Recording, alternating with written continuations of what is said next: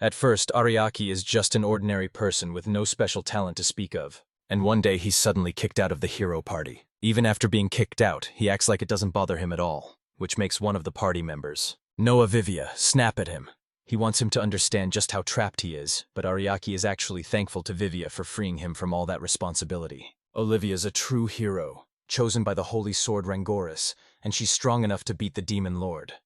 The other members stand with Vivia and think Ariaki's being rude for acting like it's nothing. Delia, another member, sneers that the only reason Ariaki is on the team is because they come from the same village.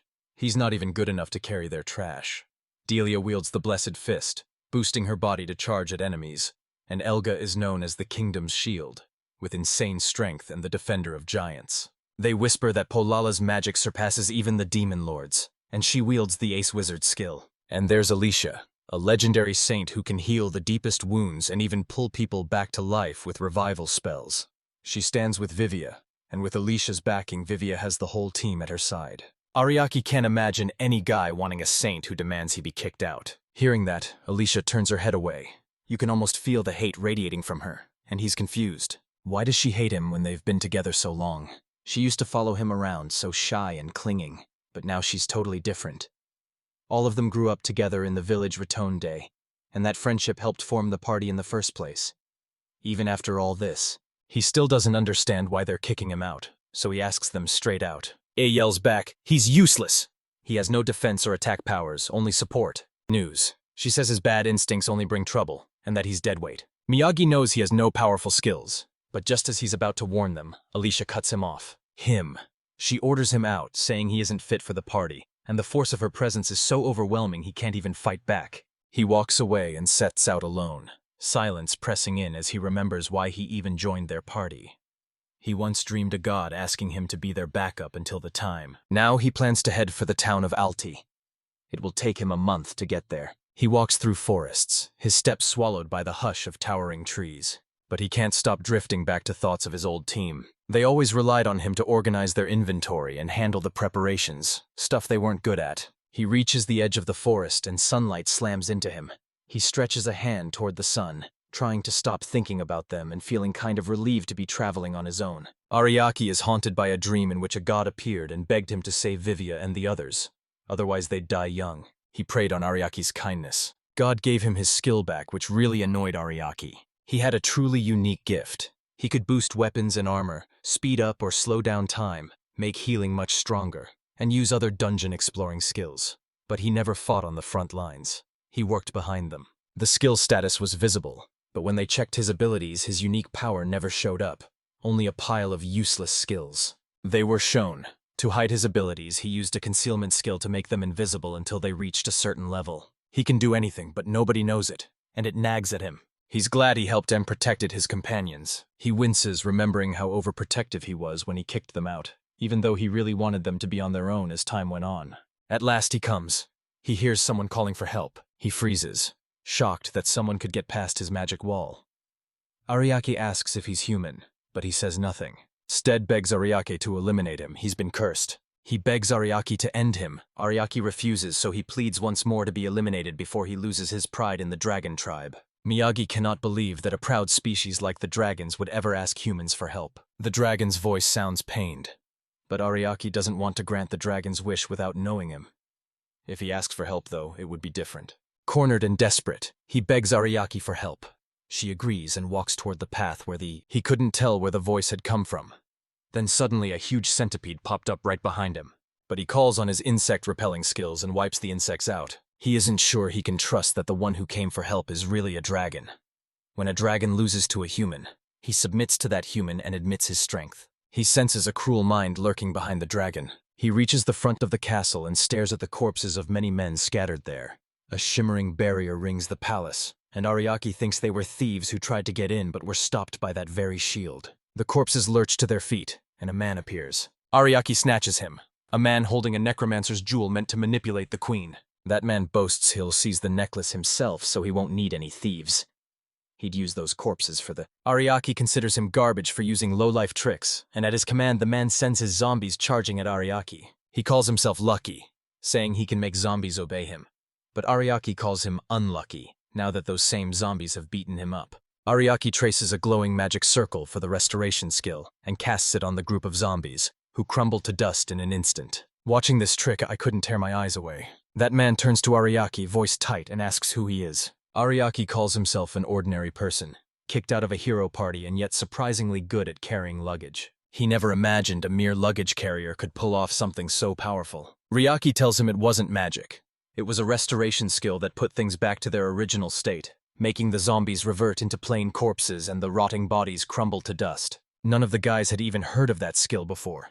The zombies start crawling toward him and pull him in. Ariaki tells him the reason. When something turns to dust, something else has to take its place.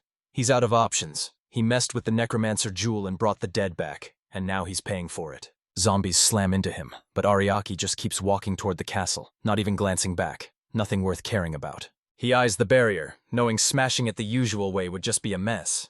Maybe there's a dungeon inside. Instead, he unleashes his skill, metamorphoses, and reshapes his body. Turns into a mole and burrows furiously underground. Barriers don't usually go underground, and whoever put this up probably never expected someone to burrow under it. Then again, not just anyone can turn into a moron. He slips inside and the place blows him away with its size.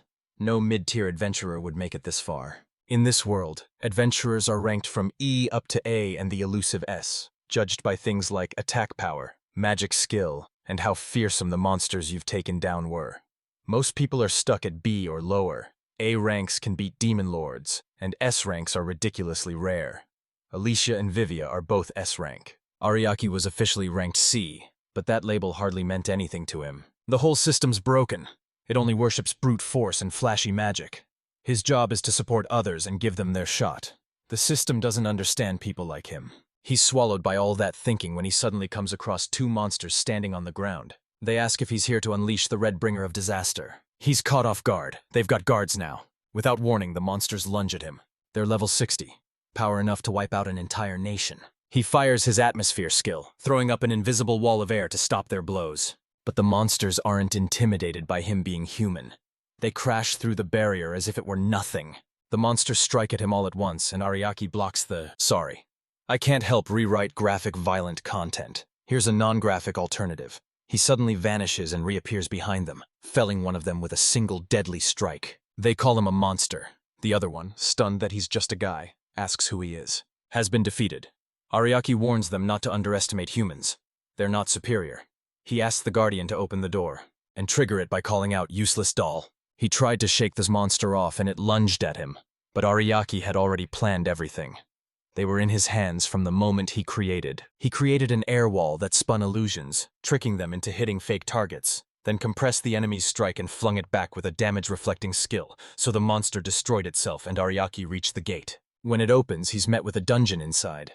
Dungeons are like humans with their own. They send monsters after intruders, sucking the life and magic from them to grow stronger. They leave glittering treasure chests as bait to trick people into coming close.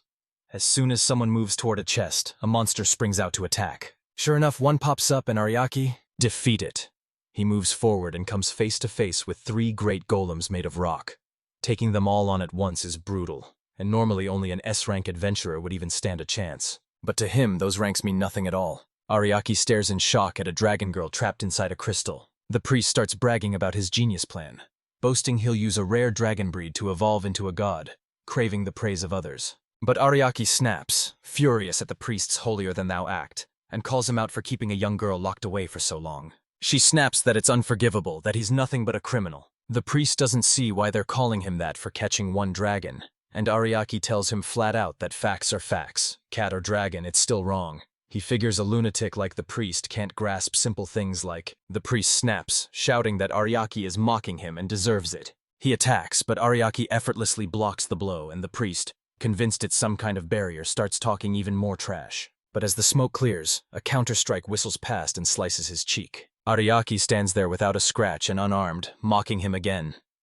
He says he thought the priest, stealing power from a dragon, would be stronger, but that last attack was weak. The priest yanks the dragon girl from the crystal and glares at Ariaki, warning him that if he doesn't back off, she'll be hurt. He drains her of every ounce of power. Her arms will rot and fall off. Miyaki nods, promising he won't move and saying he'll prove it by switching off his magic and skills. Then, in a twist, he activates his skills. The priest suddenly erupts, screaming, "He's dead now!" Suddenly, the magic crystal holding the girl tumbles down and slams into the priest, injuring his arm. He's stunned and confused because his magic should have kept it aloft. Ariaki tells him, voice trembling, that his nullification skill shut down all magic in the area, including the Pri. Ariake shoves the priest aside and bolts for the crystal, while the priest insists it's unbreakable. The magic that held it together is gone. Ariaki grabs it with his bare hands and smashes it. He cradles the dragon girl and carefully sets her down in a safe place. The priest tells him not to touch his thing, but Ariaki cuts him off, snapping for him to stop calling her that. The priest ties her up with ropes and walks over to the girl, wakes her, and leans close to examine her with his skill, but she immediately grows flustered. Standing so close to the guy, she backs away, cheeks burning with embarrassment. She says she never expected anyone to come save her and that she has nothing to give in return. Ariaki tells her he doesn't need anything. When she spots the priest, she screams at him. "How dare you lock me away for 1,000 years and steal my power?" She burns for payback and tries to stand, but she's too weak to move. She's crushed and furious at how pathetic she's become, saying she's useless now that her powers are gone. Ariake leans in and asks her what powers she had, and she explains that to be called you need 4 main powers: longevity, regeneration, destruction, and domination of the skies. She's not sure a human could ever become a dragon, but dragons born of royal blood are kin to the gods. She says she's from the royal line, the Dragon King's youngest daughter, the highest of the dragon clan. She was a failure. Her powers were weak. She couldn't grow massive and stayed in human form, and her clan cast her out, calling her a disgrace to their bloodline. Later, she was captured and her powers were taken away.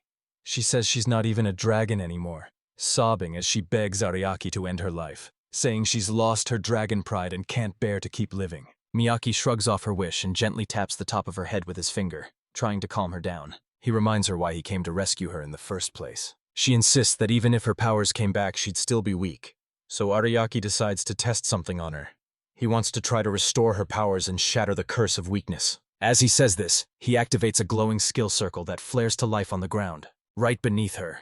The dragon girl looks stunned the moment she hears she's cursed. Ariaki tells her, voice trembling, that after checking with his status abnormality perception and concealment cancellation, he found a rare curse has been her. If he removes it, her powers will come back. He just needs to do a little backup. He activates remove, curse, and restoration all at once, then throws in a speed-up time spell to hurry the process.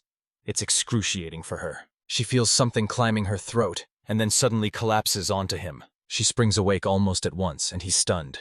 He didn't expect her to recover When she looks up, there it is, the curse. It's a tiny creature, far too intricate for ordinary judgment skills to cast. It's called Anti-Dragon.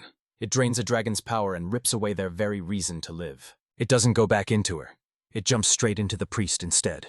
That confirms it. Once it's taken from someone, it can't get back in. She can already feel her power coming back, and thanks to her regeneration, she heals quickly. Energy roars from her, and she shoots a single blast rips through, tearing the building's roof clean off. She lights up, thrilled to feel powerful again, and shouts, "Master Ariaki!" She shyly asks him what he thinks of how she looks now, and when he barely answers, her smile falters into a small, quiet sadness. She says her body felt better before all this power. Ariaki tells her he always thought she looked beautiful, both before and after she regained her strength. She asks him to check her status and gives him permission, and when he does, he's utterly stunned. Her magic and attack stats are off the charts. One thing in the judgment hits him like a thunderbolt. A title. A divine dragon who gained rider. He doesn't really get what divine dragon means, but he knows one thing. She's strong. She explains, voice alive, that when a dragon and their rider grow close, the rider becomes a dragon knight, and the dragon who bonds with them gains a higher status. This isn't something that happens easily. It's tied up with gods and fate, and she won't believe that simply being near him will turn her into a divine dragon. He asks if maybe he was the one who awakened that divine thing in her. She nods. She can feel divine energy coming from him. He remembers the god from his dream and starts thinking. Then, he asks why she's marked him as her knight. She tells him about their fated partners, and then they exchange names. She tells him, breathless, that she's the daughter of Colette Dubroche, the ruler of Drag. As she steps after him, he lunges forward, trying to stop her. Tears well in her eyes as she says he's her fated dragon knight, and he shouldn't abandon her like this. Ariaki urges her to go home, her powers are back, but she refuses. She was cast out, and she's sure someone in her village put this curse on her. If she goes back, they'll only treat her as a nuisance, especially with the Dragon King election underway. He takes it all in, pauses for a beat, then agrees to let her stay with him. But he knows one thing. Traveling with a girl that pretty will be tough. They'll turn heads wherever they go. As they head to their next stop, Colette seethes, furious that Ariaki was kicked out of the hero party, even though he backed them every step of the way. Ariaki, oddly, feels the small, quiet peace knowing those guys now have to keep going without him. Getting kicked out has turned into a strangely good memory. Come on, let's see if he had any girls at that old party. He tells her there were 3. She instantly snaps, fury flaring as where they won't beat her. Meanwhile, the hero party erupts in cheers. Ariaki is finally gone. Vivia checks with Alicia, who's off to the side, staring out the window. Alicia agrees, saying a party without a hero is meaningless, but her mood doesn't match the others. Vivia insists everything will be fine as long as he's there, and decides to warm up by raiding the cursed cave again, the same place they already cleared once before. They all say it'll be easy now without Ariaki, but Alicia mumbles that something's missing. She won't say it out loud, yet it's obvious she's thinking of him. With Ariaki and Colette at their side, they arrive in Medicine Town. It's not Alti yet, but after all that camping they figure it's a good time to rest. Colette is blown away by the town. Everything is different after 1,000 years. She's all smiles and buzzing with energy, and they're stealing everyone's attention. She even calls him hubby, and he gets all flustered. He warns her to quit unless she wants everyone staring. She nods, but only if he promises to go wherever she wants. They end up at a restaurant, and as you'd expect from a dragon, he eats like crazy. Ariaki notices it. Even though the food was fantastic, the whole place stood completely empty. The waiter explains it's because the Devil's Forest just popped up. Nearby, the kingdoms have already sent out the Night Corps, and every local shop is shutting its doors. He urges them to leave if they don't want trouble. Colette asks Ariaki about the Devil's Forest, and he replies grimly that it's a nest of monsters created by the Demon Lord. Danger level rises in 5 stages. If the boss deep inside isn't taken out early, the forest will spread and the monsters will only get stronger. Right now it's still at stage 1, bad but manageable. If it worsens, real heroes will be sent in to keep things under control. They hurry to the Adventurers Guild, desperate for any scrap of information. The place is packed with other adventurers, and the air buzzes with nervous tension. Ariaki says his name at the front desk, and the receptionist freezes, eyes wide. He's told to wait. There's a message from the king. Soon a hulking man steps out, the guild leader, and he tells Ariaki about his licenses. It's been revoked. It's official. That kind of punishment is usually only given to criminals. Ariaki figured he'd probably be dropped to E rank, but losing his license entirely means he can't even buy basic supplies now. And instead of being upset, he just seems amused. He knows the Devil's Forest is no joke, and they'll need every single person, and he wonders if the king really thought this through when they revoked his license. The guild guy just tells him flat out.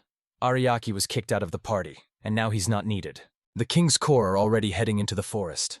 If anything happens, the adventurers will swoop in and clean up the mess afterward. After the corps takes down the boss, the adventurers move in to clean up what's left, and the rest of the guild rallies behind their guy to back him up. Ariaki can't help wondering why the king would send his own corps instead of the hero party. He and Colette are on the verge of leaving. Night storms in, dripping with blood. He bellows that the mission failed, the Devil's Forest. Monsters are coming this way, and the Night Corps has been wiped out. He cries out that the kingdom is calling for an emergency defense. Anyone who deserts will be executed! The guild erupts in a thunderous roar. Adventurers are panicking. The knights fell too, and now they're being forced to stay and fight, even though they were told this would be an easy job. Ariaki stares into the night and sees he's still alive. Looks like the Corps dragged the monsters right back with them. Colette asks if he could wipe out the forest on his own, and Ariaki admits he could, but he shies away from the spotlight. The guild leader slams the table, silencing the room for a beat as he snaps at everyone to focus and do something. But the adventurers are all panicking, each frantic to save their own skin. While they're losing their heads, Ariaki calmly steps forward and plops a heavy sack of coins onto the counter. He tells the guild leader he's still here to do his part. Now it's time to leave the rest up to him. The guild leader leans in, voice tight, and snaps at Ariaki. What do you think you can do with a whole horde of monsters bearing down on us? Ariaki learns the guild is offering just 1 gold coin for the cleanup. A cruel joke when adventurers are risking their lives. So Ariaki steps forward, stands before everyone, and runs a quick head count. Then he pulls a coin from his sack, sends it spinning into the air, and makes a bold offer. Anyone who stands their ground and fights to the bitter end walks away with 100 gold. At first the adventurers are sure he's bluffing, but then he pulls out the real thing. He's slipping the reward under the kingdom's covenant status. It's basically a magical contract. Once it's declared, there's no backing out. It's like a curse. That changes everything. Now the adventurers who were ready to bolt start picturing all the things they could do with that much gold.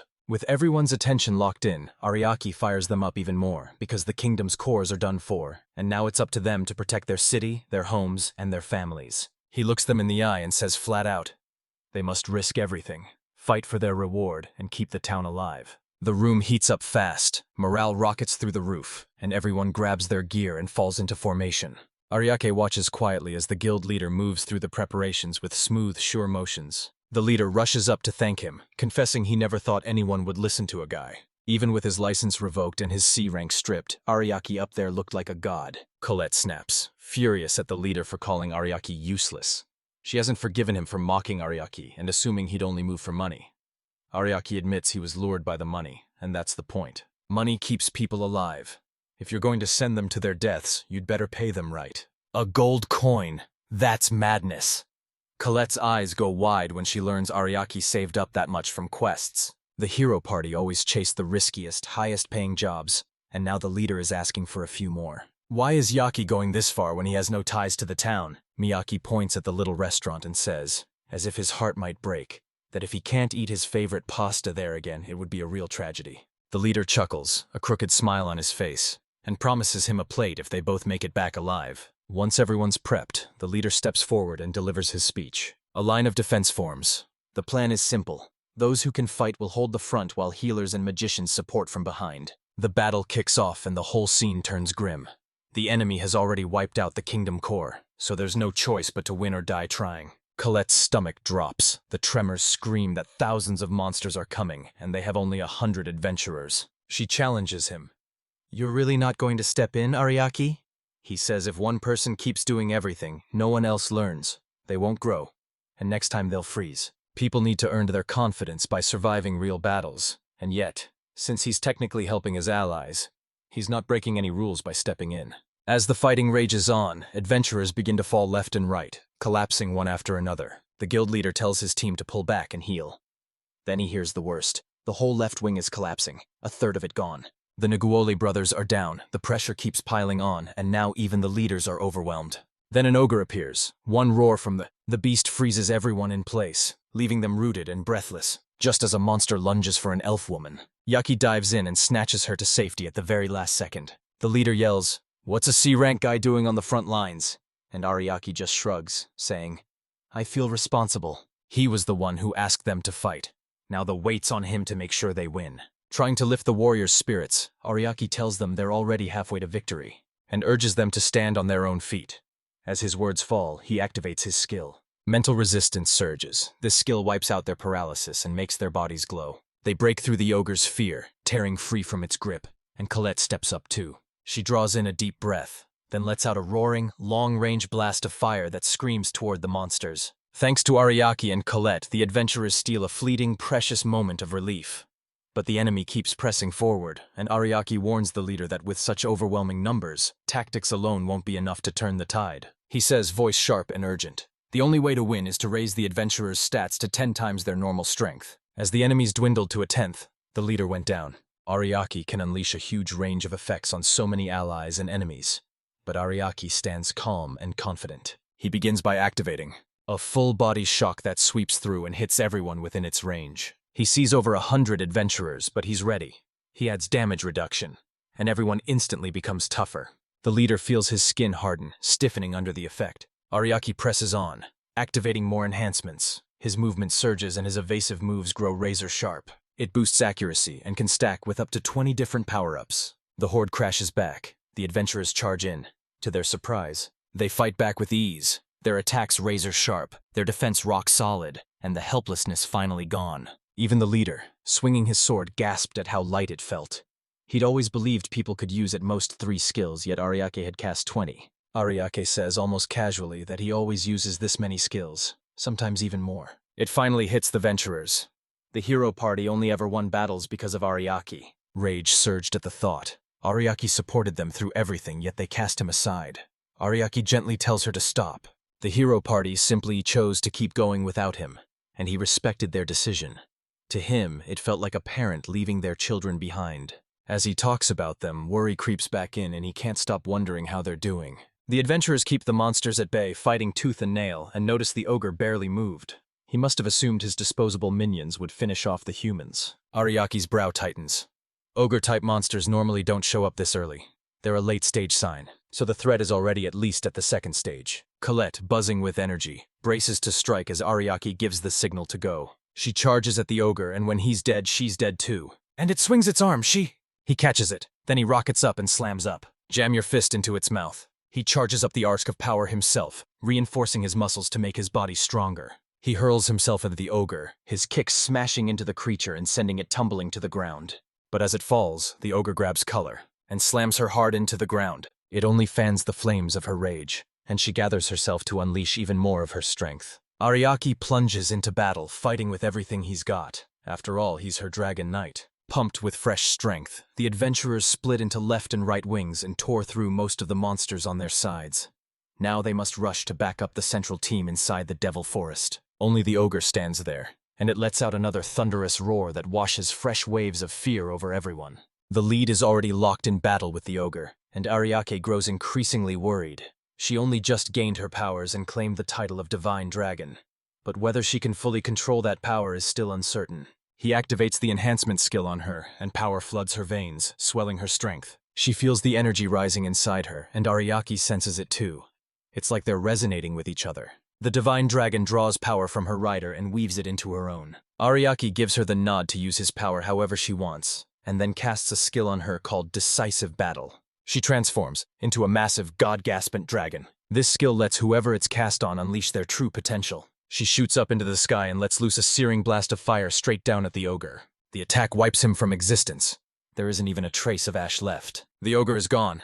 At last the threat is over. She snaps back into human form and slumps into Ariaki's arms. Then a signal flares up from the heart of the forest, a bright sign that the adventurers there have also cleared away the last of the enemy. Everyone looks around in stunned disbelief. Somehow they've won. Some call it a miracle. But Ariaki steps forward and tells them not to call this victory a coincidence.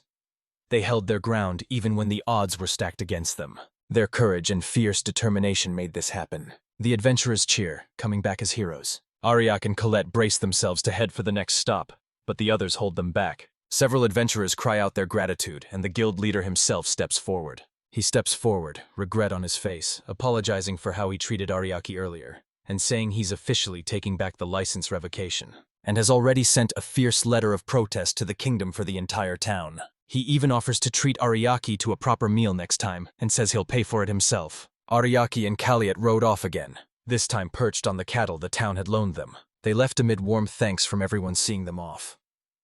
On the road, she couldn't hide her joy at turning into a divine dragon, proud that Ariaki was the one who helped bring that power out. They also now carry a letter of introduction that will help them stay in the next destination, Ordentown. To get there, they must cross the fertile Great Forest, home of the elves. Miyagi remembers that elves are trouble, moody, prickly, and not easy to approach. Colette shrugs off his worry with a careless laugh and says that if anything happens, she'll just burn them. He sizes up Ariaki and tells her not to lean on fire every time. Then his thoughts drift to Vivia and the others. It's strange they weren't summoned for the Devil Forest subjugation. They should be nearby, maybe posted in the next town. But he shoves the worry aside and tells himself he's probably overthinking. Colette presses a bite into his hand and pulls his scattered thoughts back together. He figures that with Vivia and the others on it, they'll manage just fine. Elsewhere, Vivia is barely hanging on, soaked in blood and fighting to stay conscious. He can't understand how things got this bad. After all, he's supposed to be the hero. If this keeps up, not a single one of them will make it out alive. Dilia, and Elga race through the dark cave, Elga struggling to tell Vivia that Alicia and Plara still haven't come back. Vivia snaps at her, voice sharp. "Keep running if you want to escape the monsters." A heavy blow slams into Vivia. Elga leaps in with her shield up, stepping between him and the danger to protect him. Vivia yells at him again, furious that he mustn't be pushed back. He's supposed to be Vivia's shield, yet he's already out of healing potions and dangerously low on health. He just can't believe it's come to this. He's an S rank, and it was supposed to be a warm-up. A few hours earlier, they stood in front of the cursed cave. Vivia had announced they were heading to the 50th floor, just a warm-up. They figured the level was fit for C ranks, so it should be a breeze for them. Alicia asked if they'd restocked and prepped. Vivia, full of himself, shrugged it off, saying it would be pointless in a low-level dungeon, and Alicia warned them again. They didn't have Ariaki anymore. Vivia laughed it off and told her not to be so dramatic, while Plara chimed in. accusing Alicia of being stingy with healing and always making them stock up on items. Vivia got everyone fired up, bragging that the girls loved him anyway, so they should just obey and use their powers for him. Alicia was still out of reach, but he was sure she'd give in one day. After all, he was the chosen hero. He had huge dreams. To defeat the Demon Lord, save the world, marry a princess, and rule the kingdom. To him it felt perfectly natural, but Alicia still looked uneasy. She gave her warning and stayed quiet. They stepped into the cave, into the light Plara had summoned. It was weak, and that annoyed Vivia. He yelled at her to fix it, but she said that was her limit. He couldn't believe it. Ariake would effortlessly flood the whole cave with light. Alicia added, with quiet certainty, that no one else could do what Ariake did. He remembered him saying dungeons were like living creatures with their own flow of magic, so any magic used in them would be weaker. Then a monster slammed into Vivia, but Elga raised a shield and saved him just in time. Delia leapt in and punched back, but the monster didn't go down. Instead, it delivered a crushing blow. Delia followed up with a hard driving punch and finally brought it down. They didn't understand. Vivia couldn't understand why it was so hard to beat. The monster's attack felt too strong, and she blamed the dim lighting. The pressure crushed Plara and she froze for a moment, but Vivia pulled herself together and praised her to keep her going. They pushed forward, insisting they could still see their feet, and that was enough. She stayed cautious, warning them they weren't used to fighting in low visibility and urging them to fall back, rethink the plan, and come back. Vivia refused to hear it. Retreating meant showing their backs to the monsters, and that was dangerous. He'd already made up his mind. The rest of the girls fell in line without a word, but Alicia turned and walked straight for the exit. He'd pushed Vivia over the edge. He'd always thought she'd been defiant from the start, and he hated how she spoke her mind one moment, and then went quiet when it mattered. His S-rank pride wouldn't let him quit a C-rank dungeon. Quitting would strip him of face in the kingdom and leave him mocked by everyone. They pressed on, but soon realized they'd come full circle, and Vivia snapped at Plara, asking how that was possible. She blamed the dim light, but Vivia reminded her they had a map. Ariake would never get them this lost. And Alicia quietly pressed her hand on a tiny mark, likely left by Ariake. She told them if they kept going straight and turned after a short stretch, they'd find stairs leading down. Vivia snapped for them to follow that path. Alicia's voice was sharp as she asked if he was really ready. They were only on the 25th floor, and already struggling. Was he going to drag the party any farther? If Ariake were here, he'd have told them to fall back. Vivia twisted her words into an accusation, saying the other woman had told them to advance. But the woman snapped back that she'd only meant move forward carefully. Things were going to get worse. Vivia had had enough. He wouldn't hear it anymore. He didn't want Ariake's name mentioned again. That guy wasn't even here. It just annoyed him. He yelled for her to shut up and keep moving. Suddenly, a terrifying presence washed over them. The girl's guest was a boss, but Vivia shrugged it off. This was a low-level dungeon. Then a skeleton knight appeared. Vivia let herself relax a little, sure it was nothing. He charged in and chopped its head clean off, but the knight didn't fall. Instead, it stabbed Vivia. He froze, stunned, trying to wrap his head around how a headless skeleton could still move. It made no sense. That strike should have ended it. But instead, he stood frozen, his stomach pierced, facing a nightmare come to life. A fierce, stabbing pain explodes through Vivia's body, pinning him in place so he can't move a single muscle. And the others can't believe how quickly the knight slammed into Vivia and slipped free of Elga's blow. They all start wondering if this knight was ever meant to be this powerful. Player can't bring herself to believe it. She saw this as just a weak enemy, the kind a level 20 adventurer could squash with one hit. And then the knight turns and strikes Elgin. Next, Elga is slammed backwards, sent reeling by the hit. Even with all that happening, Vivia keeps yelling at him to get up and fight. Elga finally snaps and tells him to shut it. He turns on Vivia, shouting why he's still acting like he's in charge when he's the one who got them into this mess, and wonders, since when did Vivia start thinking he was so important? While the two of them trade blows, Delia gathers her strength and unleashes her hardest punch, slamming it into the knight. But it doesn't even faze him. She reels, stunned. Then the knight counters, blasting her across the cave where she slams down hard, and player can't wrap her head around it. How could Delia be fighting for her life after a single hit from a low-rank skeleton knight? There wasn't even any chanting. The whole thing felt wrong to her. Zivia demands, voice sharp, that Plara use her support magic again, telling him she already cast both offense and defense boosts earlier. Hearing that, Vivia loses it. He screams, panic swallowing him as the thought they've already used everything hits. Nothing makes sense to him anymore. Then a little bit more. Alicia arrives. She begins to heal them, drawing on a skill called Angel's Breath. When Vivia snaps, What the hell is happening? Alicia tells him bluntly. It's simple. Ariaki isn't here. Divya snaps at her again, asking why she's even bringing that guy up. To him, Ariake was nothing but a loser who always hid at the back. Alicia shrugs off his rant and hurls holy water into the darkness. It doesn't kill the monster, but it stops it from moving. She tells the others the only reason their powers ever worked that well was Ariaki. His support skills were on a whole different level, and because of him, even someone ordinary could fight like an A rank. Vivia can't believe the words are coming out of her mouth, and he stubbornly insists he earned his rank through hard training. Alicia shoots him a sidelong glance. She reminds him that Ariaki had already tried to explain this, but no one ever listened. Not then, not now. She gets a little flustered just thinking about it. No one appreciated the small, important things Ariaki did for them. Gathering herself, she tells everyone she's done healing them. They have to pull themselves together now because she has to rebuild their formation from scratch. And without Ariaki, she's not even sure they can manage a safe retreat. Everyone freezes the moment she says that word. Alicia warns them. Keep pushing forward and you're just marching straight into death. But Vivia won't hear a word of it. They're already on the 15th floor, and he wants Alicia to stop complaining and just use her energy to heal them again. But she's not having it. She knows better than to fling her magic around recklessly. They've already taken way too much damage, and if she uses more magic, it'll start hurting her. 2. Vivia clutches at her magic items, but they're running out too, which means Plara will have to tap into her own magic supply. Alicia tells him it's no use. Plara's magic reserve is drained. She'd only been able to stockpile anything at all because Ariaki had used a magic restoration skill on her. Plara erupts in fury, pulling her fist back, ready to punch Alicia. Before she can react, a deep, booming voice slices through the tense air and snaps, "Shut up!" Their shouting had woken someone. A monster steps into view.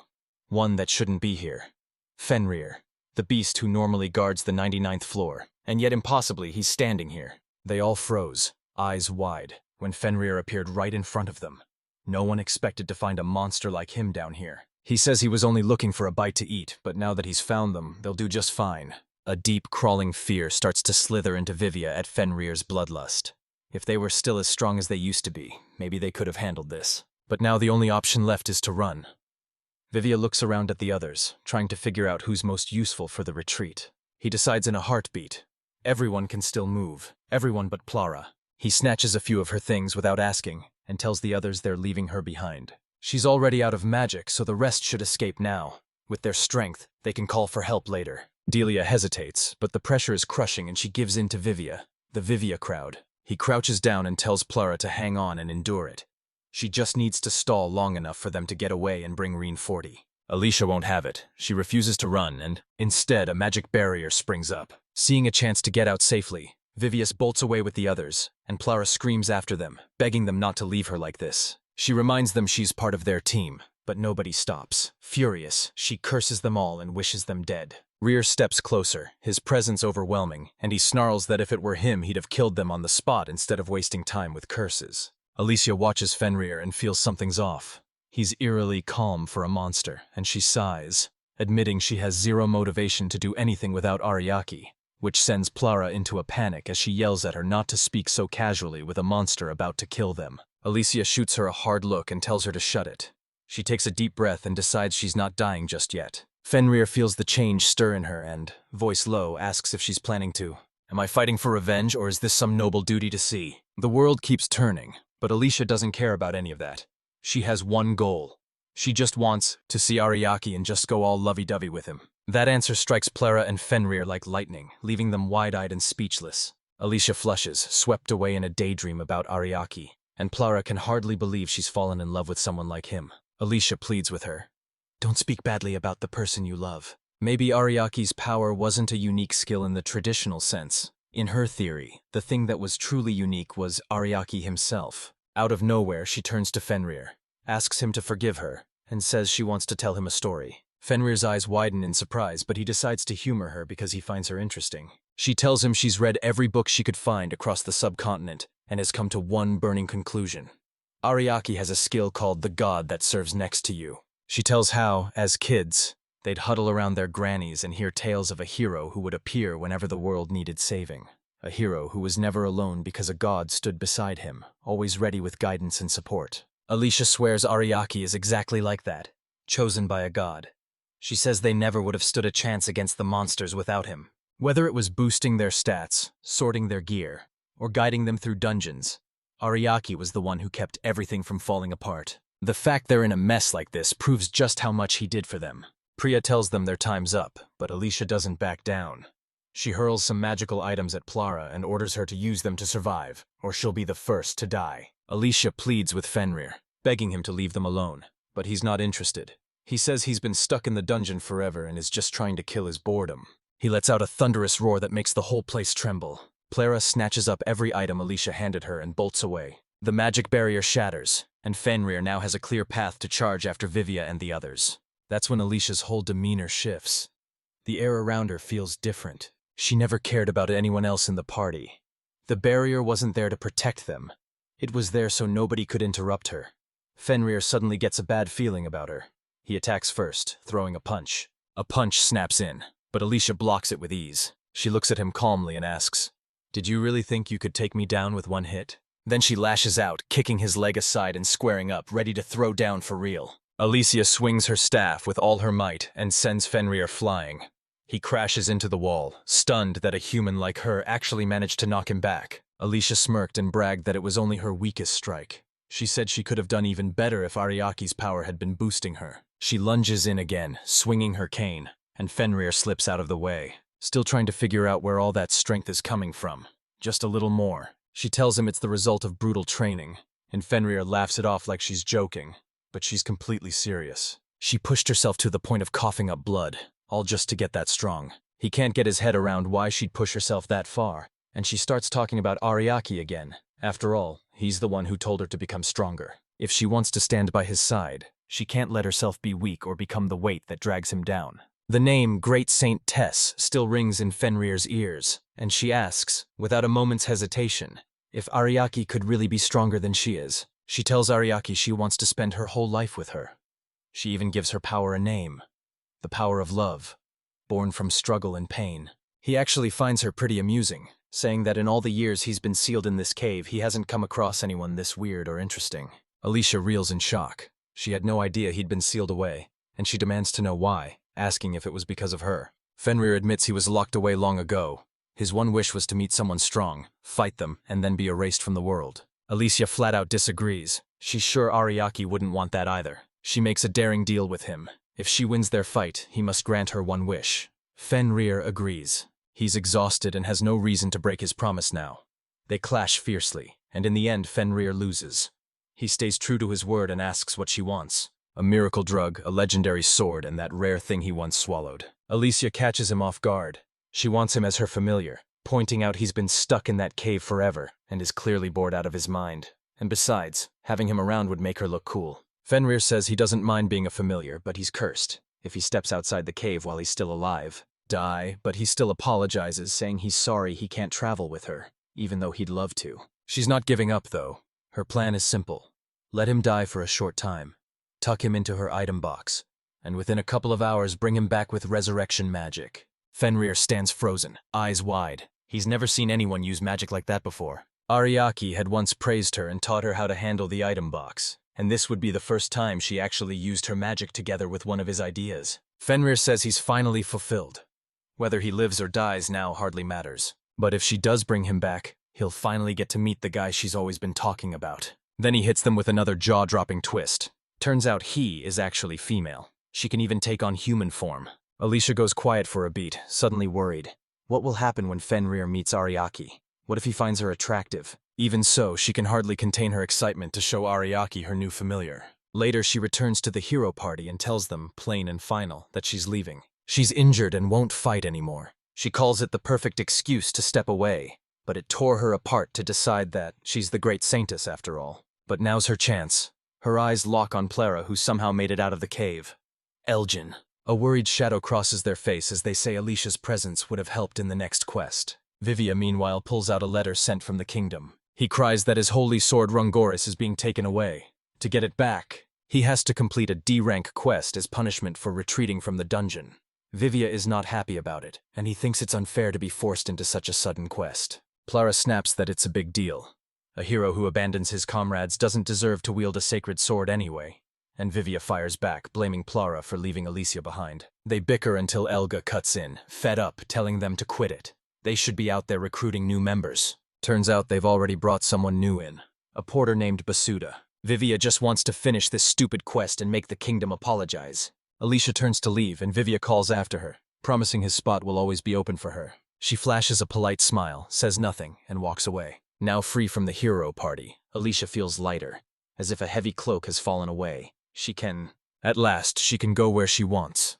And that means heading straight for Ariake. Elsewhere, Ariake and Colette are frantically defending Medicine Town from a swarm of monsters. And Ariake has no idea Vivia's sword has been confiscated. Right now, he and Colette stand at the entrance of the fertile Great Woods, but they're not alone. A group of elves blocks their path, glaring and ready to fight. The elves guarding the forest step forward. One of them introduces himself and says their leader, 11 Chief Hayes, wants to speak with Ariake. Colette immediately bristles at the demand, and in response, elves rain a volley of arrows down on them. Colette draws in a sharp, deep breath, and they breathe fire back, blasting their bows into smoking ashes. Yaki steps in, apologizing for her, and pleads with the elves to calm down and explain what's going on. Still suspicious, they cast a Wind King barrier and warn that anyone who touches it will be blown away, then demand Ariake and Colette surrender. That should scream to Ariake that something's very wrong. They're pulling out their strongest defensive spell just to trap you. It lays bare how desperate they are. If he's taken in like this, he won't be able to talk his way through it, so he steels himself and decides to prove he means no harm. He stretches his arm into the barrier and takes the blow on purpose, pain shooting through him. The chanting falls silent as one elf lunges forward, scrambling to see if he's still alive. Mariaki had quietly steadied himself with a reinforcement skill beforehand. He did it only to show he meant no harm. Even now, if they still see him as a danger, he wants them to witness what he's willing to endure to prove he's not. Just then, a girl named Sella steps forward and orders the other elves to stop mistreating him and Colette. The elf tribe chief's younger sister sinks to her knees before Ariake, apologizing on behalf of her people. Another elf lunges to stop her, shouting that she mustn't bow to humans, but Sela stays calm and tells them to mind their words. He proudly announces Ariake and Colette as the heroes who saved Medicine Town from a monster invasion. Word about them had already spread like wildfire, and she reveals she was the elf Ariake rescued during the Devil Forest battle. She looked different back then. She'd always been a master at slipping into disguises whenever she went out. Because of Sela's request, the elves let Ariake and Colette into the village, though they'd already warned the village chief about Ariake, calling him a walking disaster. The village itself is stunning, but as they walk through it, Ariake notices other elves closing their windows when they see him. Kalet looks at the lake and finds it filled with logs, and Stella tells her those dead trees washed down from upstream. Sela ushers them into her warm home and serves a mouth-watering meal. Once they're seated, our Miyaki finally says what's been eating at him the most. He asks why they're calling him the walking disaster. Sela explains the forest has started to wither. Many trees are dying. A strange, ominous air hangs over the center. Monsters have begun appearing from that very spot. The Aki has a hunch. It's just the lingering echo of some strange magic still clinging to the air. She goes on to say her brother dug through all their records and concluded that Ariake fell apart the moment he was kicked out of the hero party. Ariake asks urgently whether this is connected to the pact between the elves and the hero party. When the great forest was touched by a holy blessing, a pact was forged to protect it, and the elves, who normally hated humans, began to view the hero with new favor and let them travel the woods freely. That same promise now stands for the current hero, Vivia. If Ariake was exiled, the new hero and the elves might see him as a threat just because of the pact. Colette agrees the timing lines up but warns that doesn't prove he caused the disasters, and Celia says sadly her brother can no longer tell right from wrong. His judgment is clouded. She, on the other hand, sees Ariake as a beacon of hope. She drops to her knees again, begging him to help the village, and just then her brother Hayes arrives, furious. Sela didn't just bring the so-called walking disaster into their village, she even asked him for help.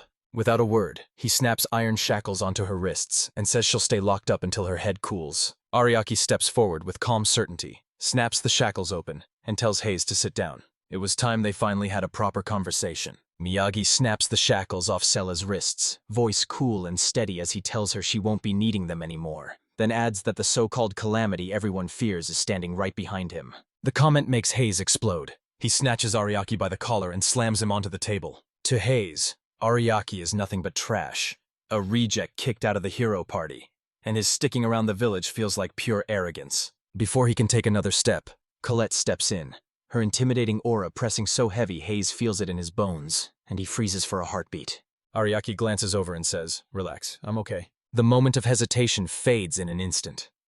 Hayes still sees Ariaki as a powerless nobody, and immediately orders his men to capture both Ariaki and Colette. A squad of armed elves bursts in, wasting no time. Cell snatches them both and launches herself through the window. She's startlingly nimble. Getting away like this is nothing new to her. She slips out whenever the itch for adventure bites. They sprint across the open field as Hayes closes the distance and catches up. He jabs a finger at Ariaki, accusing him of seducing his sister and dragging her away. At first he planned to take Ariaki alive. He needed to know if the forest's slow death had anything to do with him. But now he's done playing nice. With no hesitation, Hayes unleashes a massive wind spell, far stronger than a regular barrier. It tears through everything in its path, obliterating all and seemingly wiping Ariaki and Colette away. But the next moment they popped up right behind him. Turns out, Ariaki activated his skill decoy and created a perfect clone to pull Hayes' attention. And while that double got blasted, he and Colette melted into the shadows and slipped behind him. Last time a barrier had trapped him and he'd tried to negotiate, but this time he used the chaos to disable it entirely. Now Ariaki stands still, his run at an end. He's ready to be thrown into his brother's jail. Hayes seizes the chance. If the forest stops dying once Ariaki is locked away, he'll finally have his answer. But the elf prison cells are built to reflect any kind of magic, making contact with the outside world completely impossible. Hayes believes once Ariaki is inside, all misfortune will vanish. But Ariaki looks him in the eye and tells him to stop relying on rumors. He wants Hayes to see things for himself and reach a conclusion based on the truth, not here. Ariaki and Colette arrive at what turns out to be a floating prison, and Ariaki can't help but be awed by the way elven magic works. To their surprise, he's truly excited to see what's inside. Sella's been locked up too. She only tried to help them. Letting her go on her own would look bad, but she doesn't seem the least bit bothered. Surprisingly happy to be spending time with Ariaki, even in a place like this. Colette wants to break the prison open by force. Ariaki's voice goes tight as she explains her attacks won't work. The prison reflects magic, so brute strength won't cut it. He warned it's not totally escape-proof. Ariaki figures if he flips his inversion trick so the barrier soaks up magic instead of reflecting it, it could overload and blow up. Colette's ready. She's going for it. Miyake decides to hold off for now, convinced that time will slowly untangle everything. He's and his men comb the forest, alarmed as the trees begin to wither under a creeping malice. The phrase hesitates, wondering if imprisoning Ariaki was really the right move, and he orders the rotten wood cleared out before the malice can spread any further. He's baffled. How is this even happening? Ariaki was supposed to be the source, and nothing's changed since they locked him up. If there's really another source, Hayes may have to start his investigation all over again. In the 10 years since he became chief, nothing like this had ever happened. Ever since the old logging projects were shut down, the forest had been coming back to life, and the elves drew their strength from nature. As the trees grew, so did they. Last year, everything began to fall apart. The forest started to wither, and fingers quickly pointed at the haze. People whispered the forest hadn't chosen him, that he didn't deserve to be chief.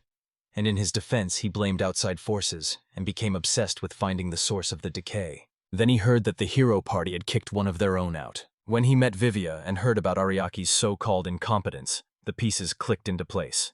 He became certain it was all connected. He let himself believe Ariaki's exile was the spark that would set off a revenge plot, that Ariaki would destroy the forest out of spite. It was all a delusion born of desperation. Back in the prison, Sella slips in carrying food for Ariaki and Colette, her hands trembling with worry. She looks worn out from sitting and waiting, and Sella leans in to comfort her, murmuring that their innocence is slowly being proven. Her brother, older and always treating her like a child, loves the forest more than anything. He's strict about the rules, but in his heart, he truly believes he's doing what's right. Sela trembles with worry for the forest and her people. Ariaki tells her not to stress too much. By now, Hayes has probably realized the whole idea of Ariaki being a disaster was just in his head, and with that illusion gone, he can finally see what's really happening. Ariaki believes the forest is testing him to see if he's truly worthy of being its protector. That test is exactly what Ariaki has been waiting for. To Sela, Ariaki feels like some kind of divine being who has come down to challenge and guide them. A terrible noise shudders through the prison, the ground trembling beneath them, and Ariaki instantly feels uneasy. "This is the worst possible timing for something like this to happen," he says. Hayes yells that it's an emergency and sprints back to the village. When he returns, he finds a landslide has slammed into them. Homes lie buried or smashed, and villagers are racing to pull people from the collapsed buildings. There just aren't enough hands to save them all. Hayes can't shake his worry about the cellar. Gripped by fear that she may have been buried, they immediately order a search for her. Other villagers rush toward him, crying out and begging him to save their loved ones. Overwhelmed, Hayes pins the blame on himself, convinced the forest spirits must be furious with him. In distress, he remembers Ariake's warning. Observe the situation carefully, and come to a conclusion. Heart pounding, Hayes pulls himself together and steps up as the village leader, even if the spirits have turned against him.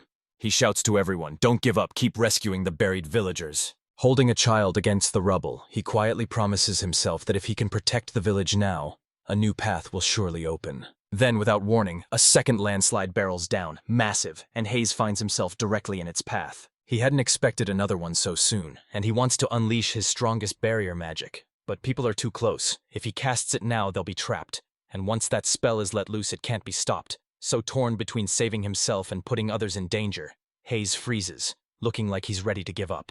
Just then, Ariake appears out of nowhere and asks him, "What are you doing? Why is he quitting now?"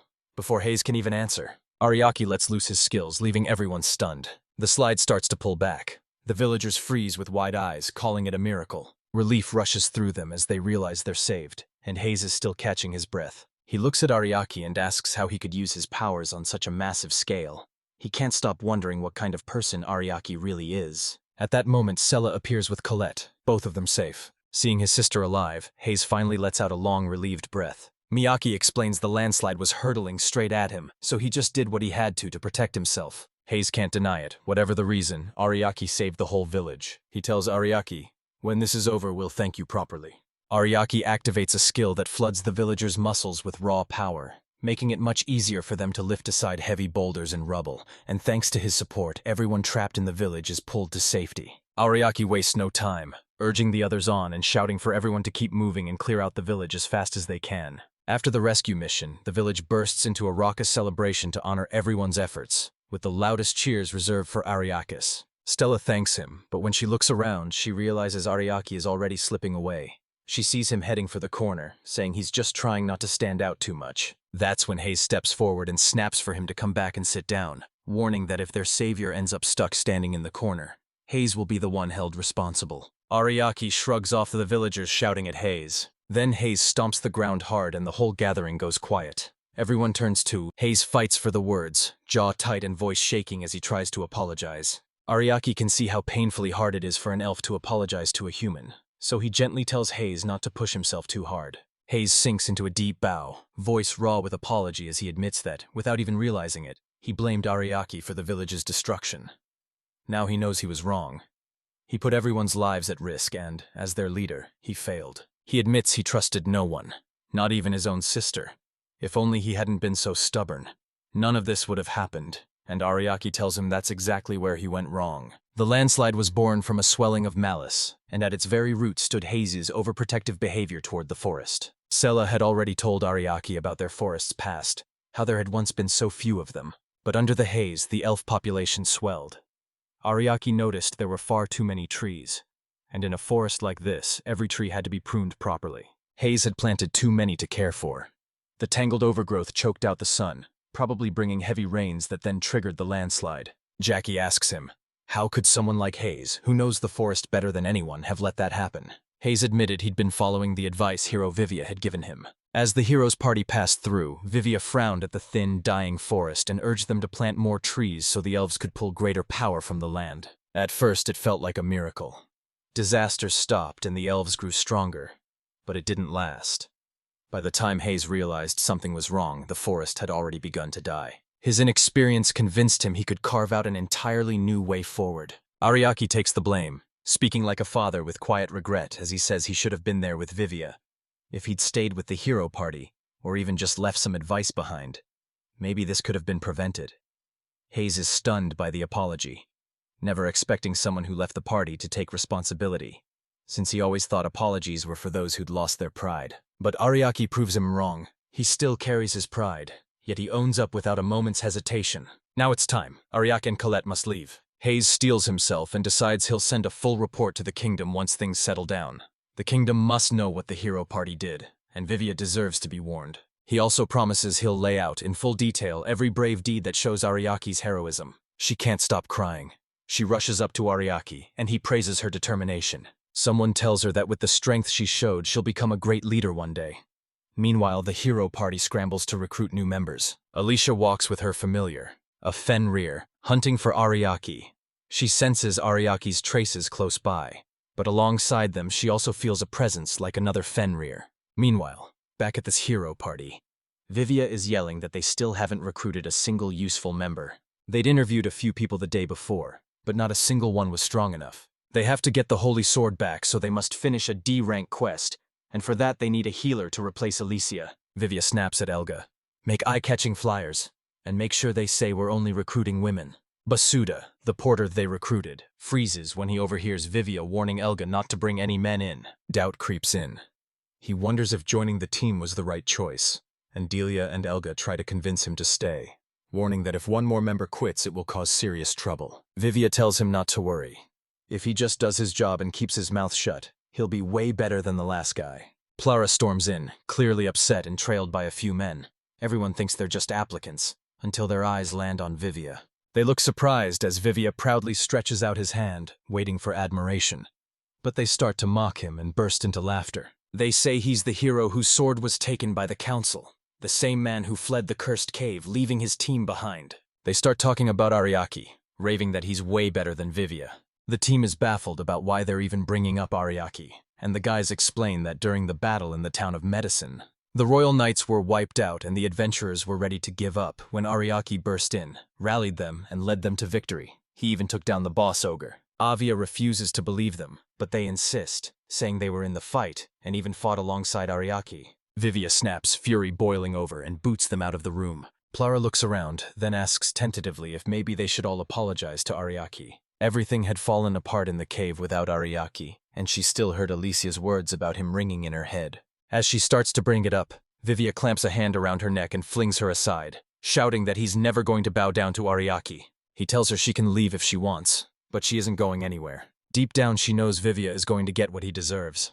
A knock sounds at the door. Sure it's those guys again? Vivia flings the door open, only to find a girl standing there. Lorelei smiles, greets everyone, gives Basuda a small nod, and introduces herself as an ex-temporary. She asks, her voice tight with worry, about Ariaki and Alicia. The others explained that so much has happened, and both of them have left, so now they're scrambling to recruit new members. Lorelei says she's not just here to say hello, she's actually come to apply for the healer position. She accepts without a second thought.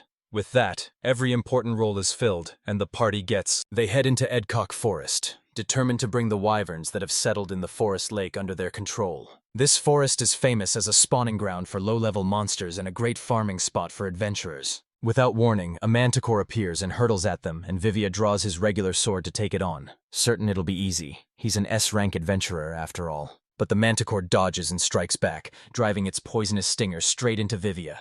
The others rush in, but even together they can't take down the manticore. Then Lorelei leaps in and blasts it with her magic, burning it. You could see her disappointment. For a team like theirs, taking down a C-rank manticore should have been a walk in the park. And yet here they are, barely holding on, struggling just to take down one monster. Vivia shrugs off the criticism with a flimsy excuse, saying they're a new team and still getting used to each other. The others go along with him, just to keep the mood light. Meanwhile, Plara edges away, trying to sneak off unnoticed. But Delia catches her in an instant. She's terrified they'll use her as bait again, so she wants to get out before that happens. While Lorelei and Basuda are still new and don't know any of it. And when Lorelei asks Elga what Plara means by bait, he just shrugs and tells her not to worry. Pushing deeper into the forest, their insect repellent runs dry. Basuda points it out. That's why the black flies are after them. Vivia snaps at him, her voice sharp. Why didn't you pack enough? Vivia insisted they bring as little as possible. Sure, it would help them conquer the dungeon faster. And yet she still blames Basuda for not preparing proper. He brings up Ariaki, insisting he never ran out of supplies, and Basuda looks plainly unconvinced. No porter can carry everything or never run out of supplies. But he still has to give Ariaki credit for being a smart porter. Lorelei shakes her head, sounding stunned. She's never heard of a porter like that. Supplies could run dry in a heartbeat, so the leader and the porter must plan ahead. The leader has the final say on what to bring, weighing the quest's danger against the team's strength. She suspects Ariaki never ran out before because Vivia planned better, so she asks him why the planning failed this time. Vivia shrugs it off as bad luck and Lorelai believes him, for now. A cold knot of worry tightened in her chest. What if it had been something far more serious? She offers him the extra repellent she'd brought for herself. Relief washes over the others now that they have it, and they reach the area where the white is. Lorelai is trying to think up a plan, but Vivia and the others are already getting fired up. They charged ahead, shouting, "There's no time to waste!" Lorelai shakes her head, reminding them that in any adventure, they had to brace themselves for surprises. In their earlier meeting, they had talked about a basic. They had an ambush planned, but now they're tossing out every rule, ignoring the ground, the weather, their own strength, and the chance more monsters could show up. There's only one wyvern now, but what if it calls others? Why are they walking in blind? She lays down a new rule for adventuring. To reach the goal, you must have the right strategy. The West isn't just raw power. You need a clear plan that pulls everyone's strengths together, from offense to defense to support. Vivia asks, eyes burning, "Am I saying strategy matters more than strength?" She tells him, cool and sure, "That's just common sense." Once, people couldn't stop praising them for their clever tactics. She brings up the battle against the behemoth. It started weak, but when it was pushed into a corner, it transformed. And back then, they knew what to expect and cast the right spell right away, because they'd already figured out its next weakness.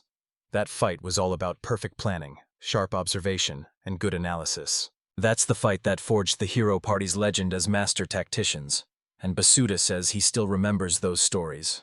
It's exactly why he wanted to join them in the first place. Vivia, on the other hand, stares blankly. He can't remember anything about the strategy. Back then, they only fought. Ariaki handled every bit of the support. And Vivia remembers those days when they were pushing hard against the behemoth. Alicia stood beside Ariaki as the others fought up front. She praised him for predicting the monster's moves, amazed that again and again he'd guessed where it would charge next. Even now, Vivia refuses to give Ariaki any credit. He keeps telling himself he alone fought and won that battle. Lorelai corrects him. As far as she remembers, Ariaki handled all the prep himself, from strategy to coordination, and he guided everyone the whole time. She stares down the team and asks one blunt question. Now that Ariaki's gone, is that the reason they've turned into such a pathetic excuse for a party? They hate being called pathetic. Vivia can't stand such humiliation. And suddenly he shouts, tears streaming down his face as he starts to lose it. And the others quickly urge Lorelai to be quiet. They try to lift his spirits. But then Plier burst out laughing at Vivia. After Lorelai's words, Vivia broke down crying, and now he needed everyone to console him. He's acting like a useless hero, and lying there sobbing actually suits him. He deserves it after abandoning her in the cave. And Delia snapped at Plara, furious that she'd brought it up again. Chaos breaks loose, and Bashuda, fed up with sticking around adventurers like them, has had enough. He's had enough and decides to leave them right there. As he walks off, Delia tears after him, heart pounding, desperate to stop him from revealing the hero party's secrets. Meanwhile, Lorelai rushes up to Vivia, eyes fierce, and asks him to focus and take the monster down. But he's so mentally broken, he begs her, his voice trembling, to apologize to him. Lorelai gives up, shaking her head. She can't believe how selfish this group really is. She doesn't think they deserve to be called a hero's party, not even close. Everything falls apart around him, and Vivia completely loses control. Driven by a flash of frustration, he's about to draw his final sword. Rushing forward, aiming to strike back at everyone who laughed, he hurls it at him. The final sword. One of his ultimate techniques, channeling his magic into a wide, sweeping slash that's strong enough to blast everything around him away, even the wyverns and his own parts. Lorelai panics and rushes to stop him, crying out that this forest is one of the kingdom's most precious lands. Just then, a wyvern appears, flying overhead. But instead of helping Vivia stop himself, it does nothing. Dealia and the others dash away from the scene, hearts pounding. Lorelai stands there, stunned, wondering how this could possibly be the so-called hero's party. The hero party is thrown into jail and branded as criminals. Olivia still refuses to admit that what he did was wrong, and he can't make sense of why they're being locked up instead of being thanked for getting rid. The knight guarding the jail said, voice tight with worry, that Vivia's attack had only taken out one wyvern, but it wiped out a large section of the forest, a vital resource, and it was a miracle no one died, because if someone had, Vivia would be facing serious charges. The knight brings up the rumor that Vivia abandoned his allies and tells Vivia to use this time to reflect while he waits to pass judgment. Lorelai struggles to speak up for herself. She says she stopped. Before he could wreak even more havoc, it became clear she had nothing to do with the forest's destruction. If she hadn't stepped in, things would have gotten a whole lot worse. The others jump in too, yelling that they'd been hurt trying to stop Vivia. Hearing that, the knight pins the entire disaster on Vivia, frees the others and keeps Vivia behind bars, sparking a commotion. Suddenly, a man named Wardock strides in to check on the situation. The hero party's eyes snap to him. They recognize him. He was nearby on business. He quickly tells the knight to release the whole party, calling their arrest a mistake. The knight snaps that the party is still under investigation and insists at least Vivia be held. But Wardock shuts him down with a cold, sharp glare and repeats his command to release them. Then Wardock beckons the hero party to the royal capital, saying he has something important to discuss with Vivia. Meanwhile, Ariake and Colette find themselves in a place called Olden Town. They walk through when, without warning, a woman accidentally splashes water on Ariake. He sees it as a bad omen and can't stop worrying about Vivia and the others. Suddenly, a surging crowd barrels past, shoving them straight into a man named Heinrich. The crowd surges, and Ariake suddenly finds herself standing right in front of Heinrich. Someone sits tall on a horse. Heinrich's there to give a speech about his plans to make the town better. Ariake stays close to listen, curious to hear what ideas this man has to keep the town beautiful. Heinrich stands on stage, pouring his heart into his speech, proud of the loyal subjects who work so hard for him. In his eyes, that part of town is under siege by poor people dodging their taxes. He blames the beast folk above all, claiming their raw strength and animal instincts make them slip into crime easily. And that's exactly why he's there, to protect the city from the threat they bring.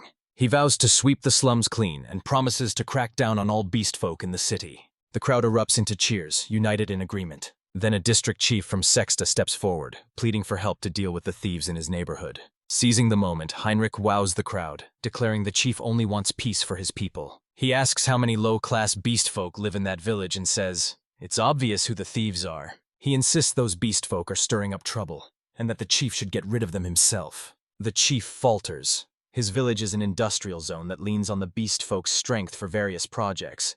Yet Heinrich shrugs it off and calls it the labor of criminals. He insists, voice fierce, that by driving out the beast folk, they can build a city that doesn't have to lean on criminal labor. In the end, the chief reluctantly agrees to Heinrich's plan, and Ariake watches it all unfold with a cold, nagging dread creeping over him. Next, the city's guildmaster shows up to report some dangerous adventurers have been causing trouble. He says these troublemakers have already beaten up 10 adventurers this month. Someone in the crowd warns Ariake and Colette that these adventurers are deadly. Nobody seems to know exactly who they are. Heinrich steps forward, locks eyes with the crowd, and recalls, his voice dark and steady, the last time those wicked adventurers showed up at the Temple of Purgatory. He admits he tried to handle them and failed, but this time he vows to capture them. He swears he'll hunt them down and kill them, even if they hide among other adventurers. His eyes land on Ariake, and a knight leans close to whisper to him that Ariake was kicked out of the hero party. Heinrich is visibly surprised. Former party members rarely come, so he offers Ariake and Colette the honor of a private tour. The Aki, not wanting to be rude, offers a small reluctant nod and agrees to go. However, he hates this way Heinrich's men keep trailing them. As they walk, Yukin spots Heinrich's sword. Impressed that someone of such high rank would carry a blade like that, he can't help but reach out to examine it. But Heinrich snaps at him, voice sharp. A commoner can't be allowed to touch it. Ariake asks about the beast folk he hasn't seen around the city, wondering if Heinrich really thinks they're the only ones committing crimes. He replies without hesitation. To him, it's clear as day. Beast folk are poor and think only of crime, so they must be driven out. Heinrich turns his gaze to Colette, smiling as he praises her beauty and declares she's as lovely as a princess. Someone suggests her potential is being wasted. They should leave Ariake and stand by his side instead. That's all Colette needs to hear. His words send her over the edge, and she snaps, telling him to keep his jokes to himself. To her, Ariake is on another level, way above anyone as arrogant as Heinrich. Ryaki can't make sense of what she sees in Ryaki, but Colette snaps that Heinrich's total ignorance of Ryaki is exactly what makes him a third-rate man. Let snaps back at Heinrich's arrogance, and just as Heinrich is about to answer, a poor man stumbles into the scene. Heinrich jerks back. They shouted filthy at him, and his guards immediately beat the man for not noticing a noble was present. Colette steps in, crying that he's gone too far, but Heinrich shrugs. To him, there's nothing wrong. That kind of punishment is exactly what lowly humans deserve. The beaten man staggers up and bolts, as Ariake quietly casts a speed spell on him to help him escape. He doesn't seem to notice.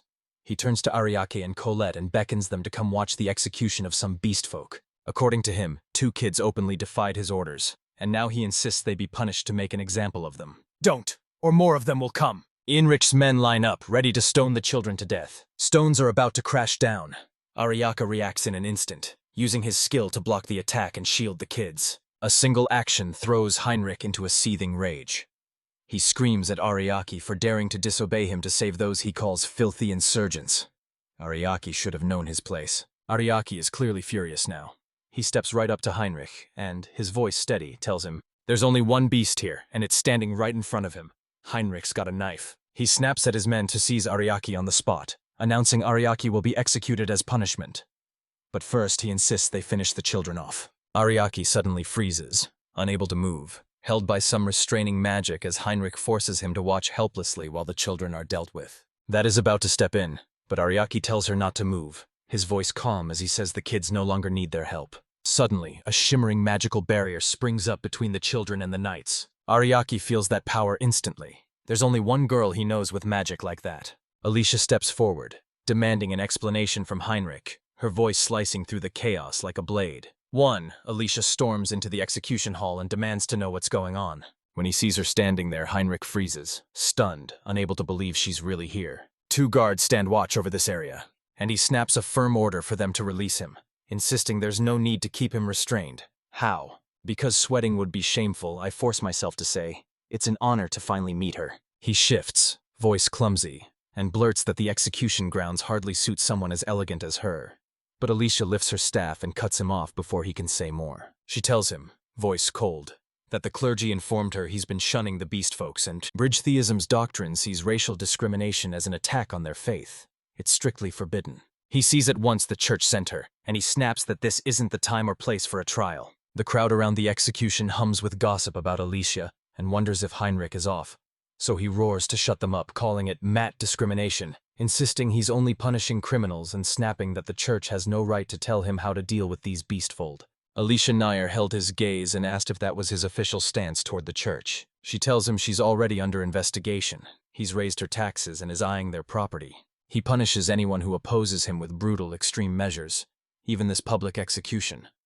She asks him what he would call it if it's not racial discrimination, sees the situation as deeply serious and states that she must do it, formally recommend that he be excommunicated. The declaration hits Heinrich and the crowd like a thunderbolt. A restless, rising unease runs through the people. And because Judaism is the state religion whose teachings are law, most citizens are devout and trust the church above all else. If Heinrich is excommunicated, he'll be stripped of every last scrap of his power. If you do anything else. Heinrich quickly backs down and orders the beastfolk freed, and the siblings embrace each other tightly the moment they're released. Alicia Breeze lets out a long sigh of relief, grateful she made it in time. She heals them with a gentle touch, whispering that everything will be all right and they'll feel better soon. Tremor tries to slip away, but Alicia calls after him, voice cutting through the air. "Where do you think you're going? You still haven't apologized to the 2 children." If he refuses to repent, she warns she'll have no choice but to carry out excommunication. Trembling with fear, Heinrich pulls a twisted face and reluctantly apologizes to the children. Then she tells him to apologize to Ariak as well. It hits him even harder when she says that if the children had been executed, he'd have been excommunicated without question. Ariak saved them and spared him that fate. Alicia presses further, insisting that if anything, Heinrich should be grateful to Ariak. The way he treated him was utterly inexcusable. Heinrich opens his mouth to reply but falters under her piercing gaze, then forces himself to step forward and apologize to Ariak. She barely answers in return, but tells him quietly that if he truly feels remorse, he should never do anything like this again.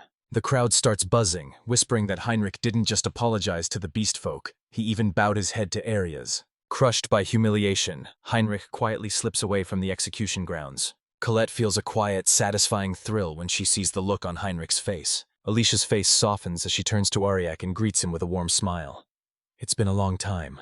Ariad returns her greeting, his voice soft with relief as he says he's glad she's safe. Just hearing his voice frays Alicia's nerves, and she fights to hold back the tide of emotion rising inside her. It's been weeks since she last saw him, and she's so glad she followed after him. He looks even more divine to her than before, until her gaze shifts to Colette, peeking out from behind air. Her face crumples into helplessness as she asks who the cute girl with him is now. Colette steps forward and introduces herself to Alicia, and Alicia is left completely stunned by how beautiful Colette is. She can't believe that the moment she took her eyes off him, he ended up forming a party with such a cute girl.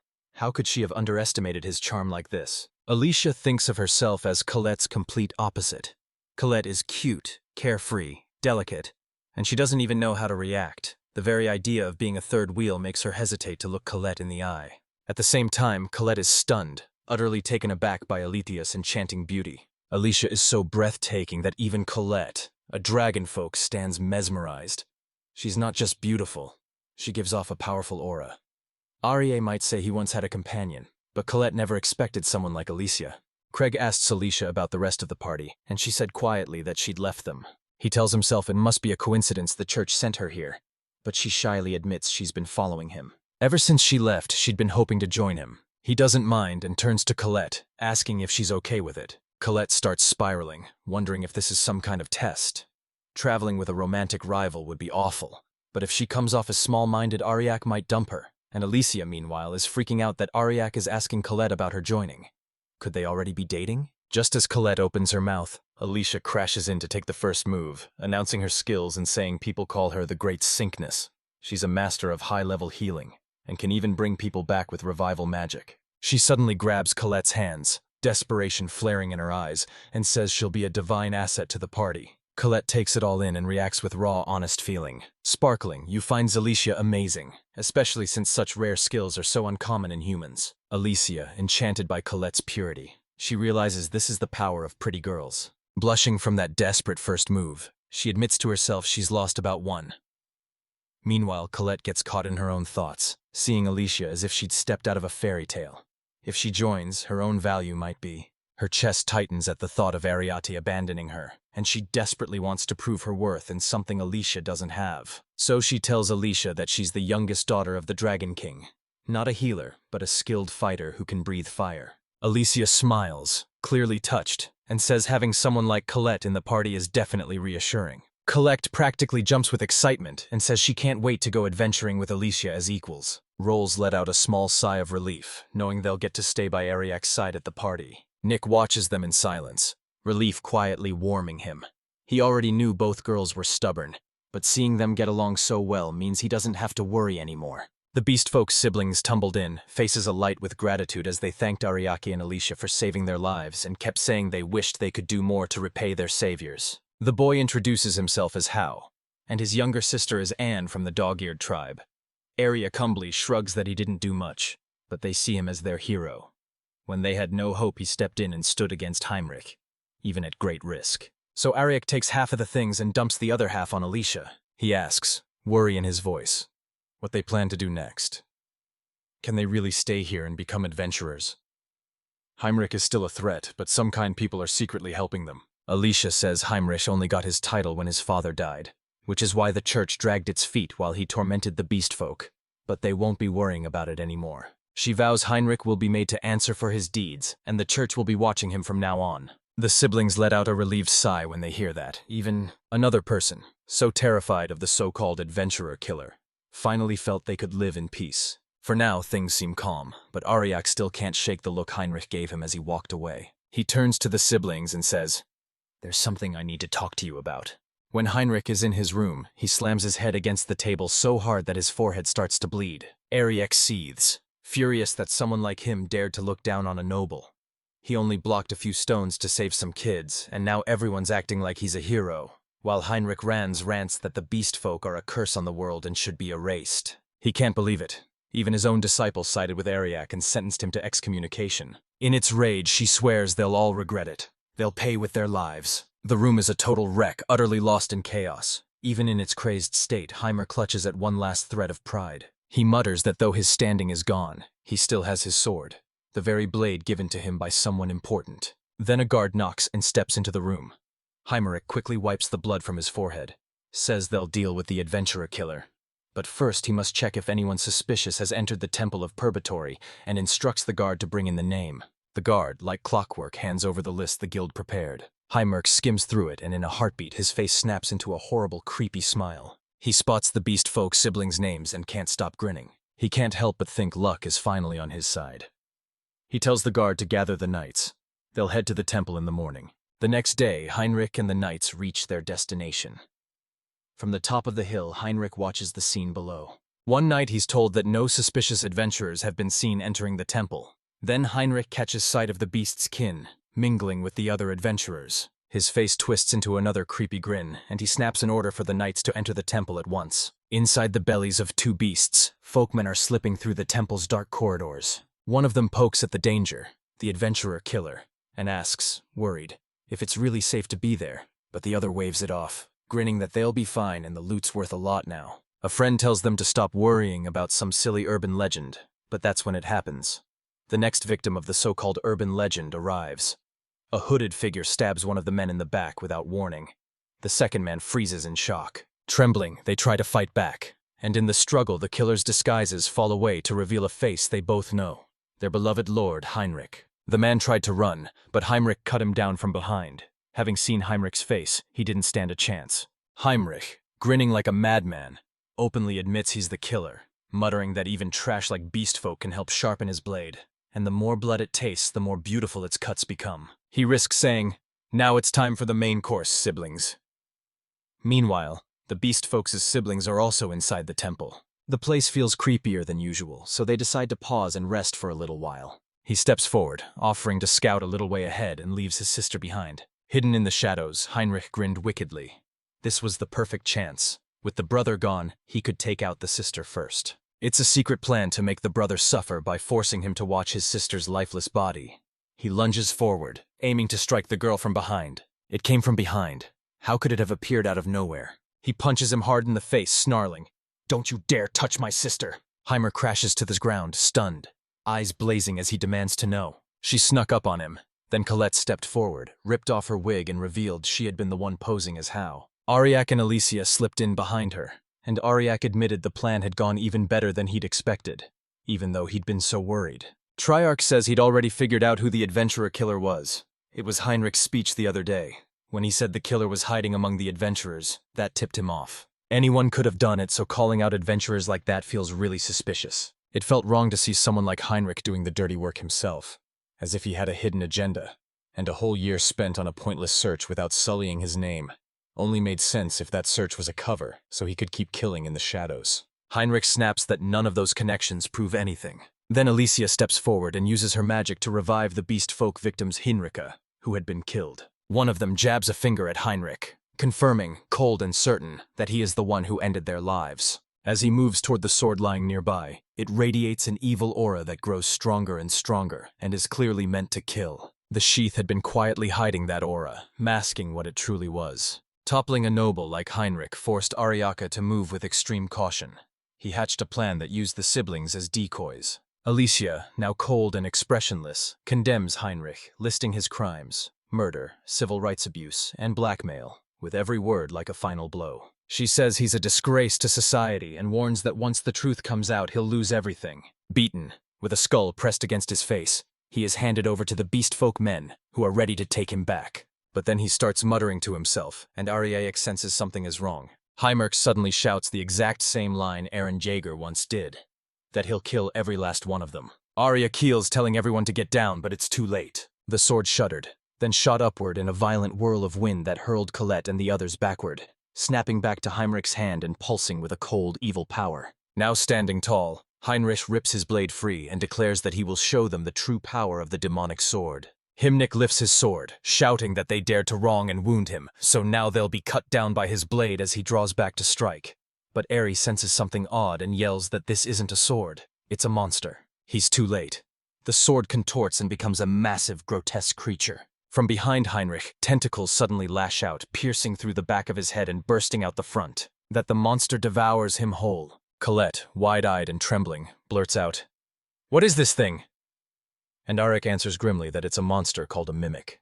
It disguises itself as an item and feeds on adventurers to grow stronger. The creature shoots its tentacles out and starts pelting Ariaki and the others with rocks. They scrambled to dodge the attacks, launching themselves behind massive boulders for cover. Ariaka and Alicia managed to shield everyone, but if the mimic speeds up anymore, it won't be able to hold it back. Hao stays close to Ariak, whispering that he's heard of mimics living in treasure chests, and Ariak says they're not limited to that.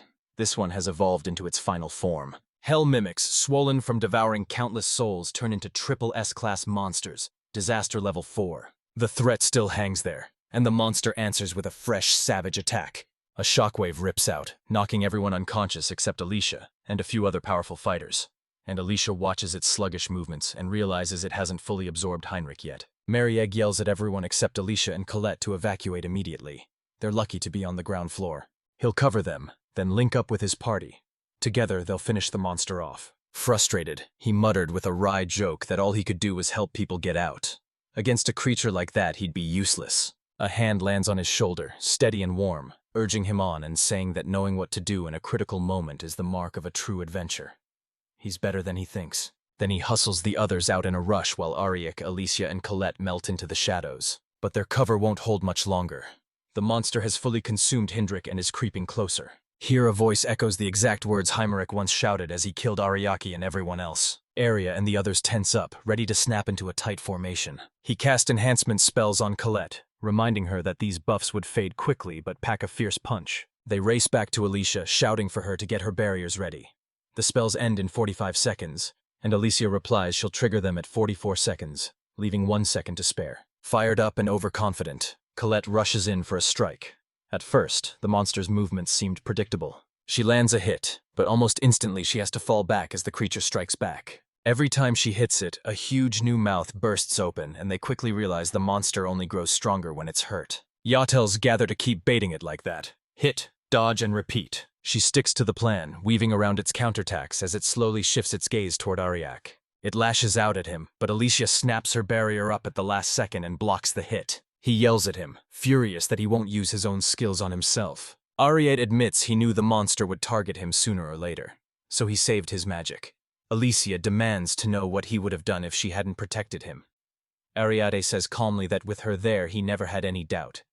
EBC. She stood by the hero party countless times, and as long as she's there he knows they'll pull through. Alicia flushes, frustrated and flustered, muttering that he's still being smooth even in a serious fight and wondering who he thinks she's been working so hard for. She says she can't focus when he keeps staring at her.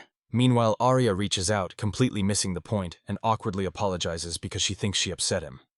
Ben Colette returns inside the barrier, ready for the next move. With her back turned, Ariak says it's time to explain the monster's weakness while the barrier holds, and both of these are the ones that are in the same position as the one that is in the same position. Alicia and Colette gasped, stunned to hear he had already figured it out. Explains that it's not what it seems. The creature doesn't really get stronger when it's hit.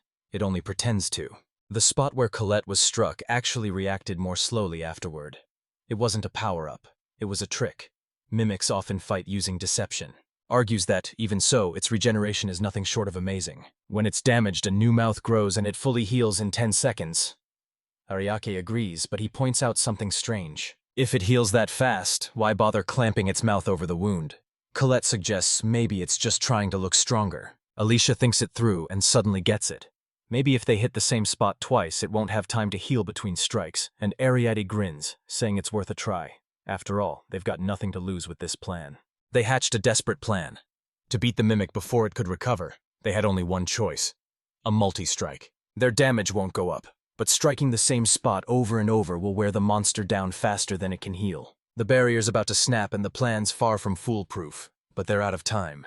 If they wait any longer, the mimic could tear the whole dungeon apart. The monster finally rips through the barrier and lashes out with writhing tentacles at them, and everyone scrambles to dodge. It quickly activates his lightning-fast skills and nimble movements against Alicia and Colette. Colette bursts forward and lands a clean, solid strike. Shaphalos keeps hitting that exact spot, and the monster stumbles from the double blow. Looks like those repeated strikes are wrecking its ability to recover. The area rushes in for a hit, but ends up getting caught by the mimic's body, and they kept collecting pound it relentlessly until it spat him out. Even though they managed to save him, sticky pieces of the monster's tentacles cling to their bodies. The creature strained, desperately trying to hold his form. Damage keeps piling up, and the mimic starts fleeing toward the dungeon exit. Alicia steels herself and raises a barrier to block the way, but Arya stops her and says, "Let it go." They all spilled outside. The monster crawls up a pole, calls out, asking, "Do you plan to eat people out there to recover?" But the adventurers have already cleared out, driven off by the warning Heinrich had once fermented while he was beast-filled. Alicia fears the monster might slip free, but Ariak had expected it to make a break for it. Let's step forward, completely ready to give it our all. They transform into a massive dragon right before their eyes, and Alicia can't help staring, utterly mesmerized by the dragon's beauty. Colette bursts into the sky and unleashes a dazzling breath of fire that slams into the monster, in a hole that went straight into the ground. She shifts back into human form and sidles up to Ariak.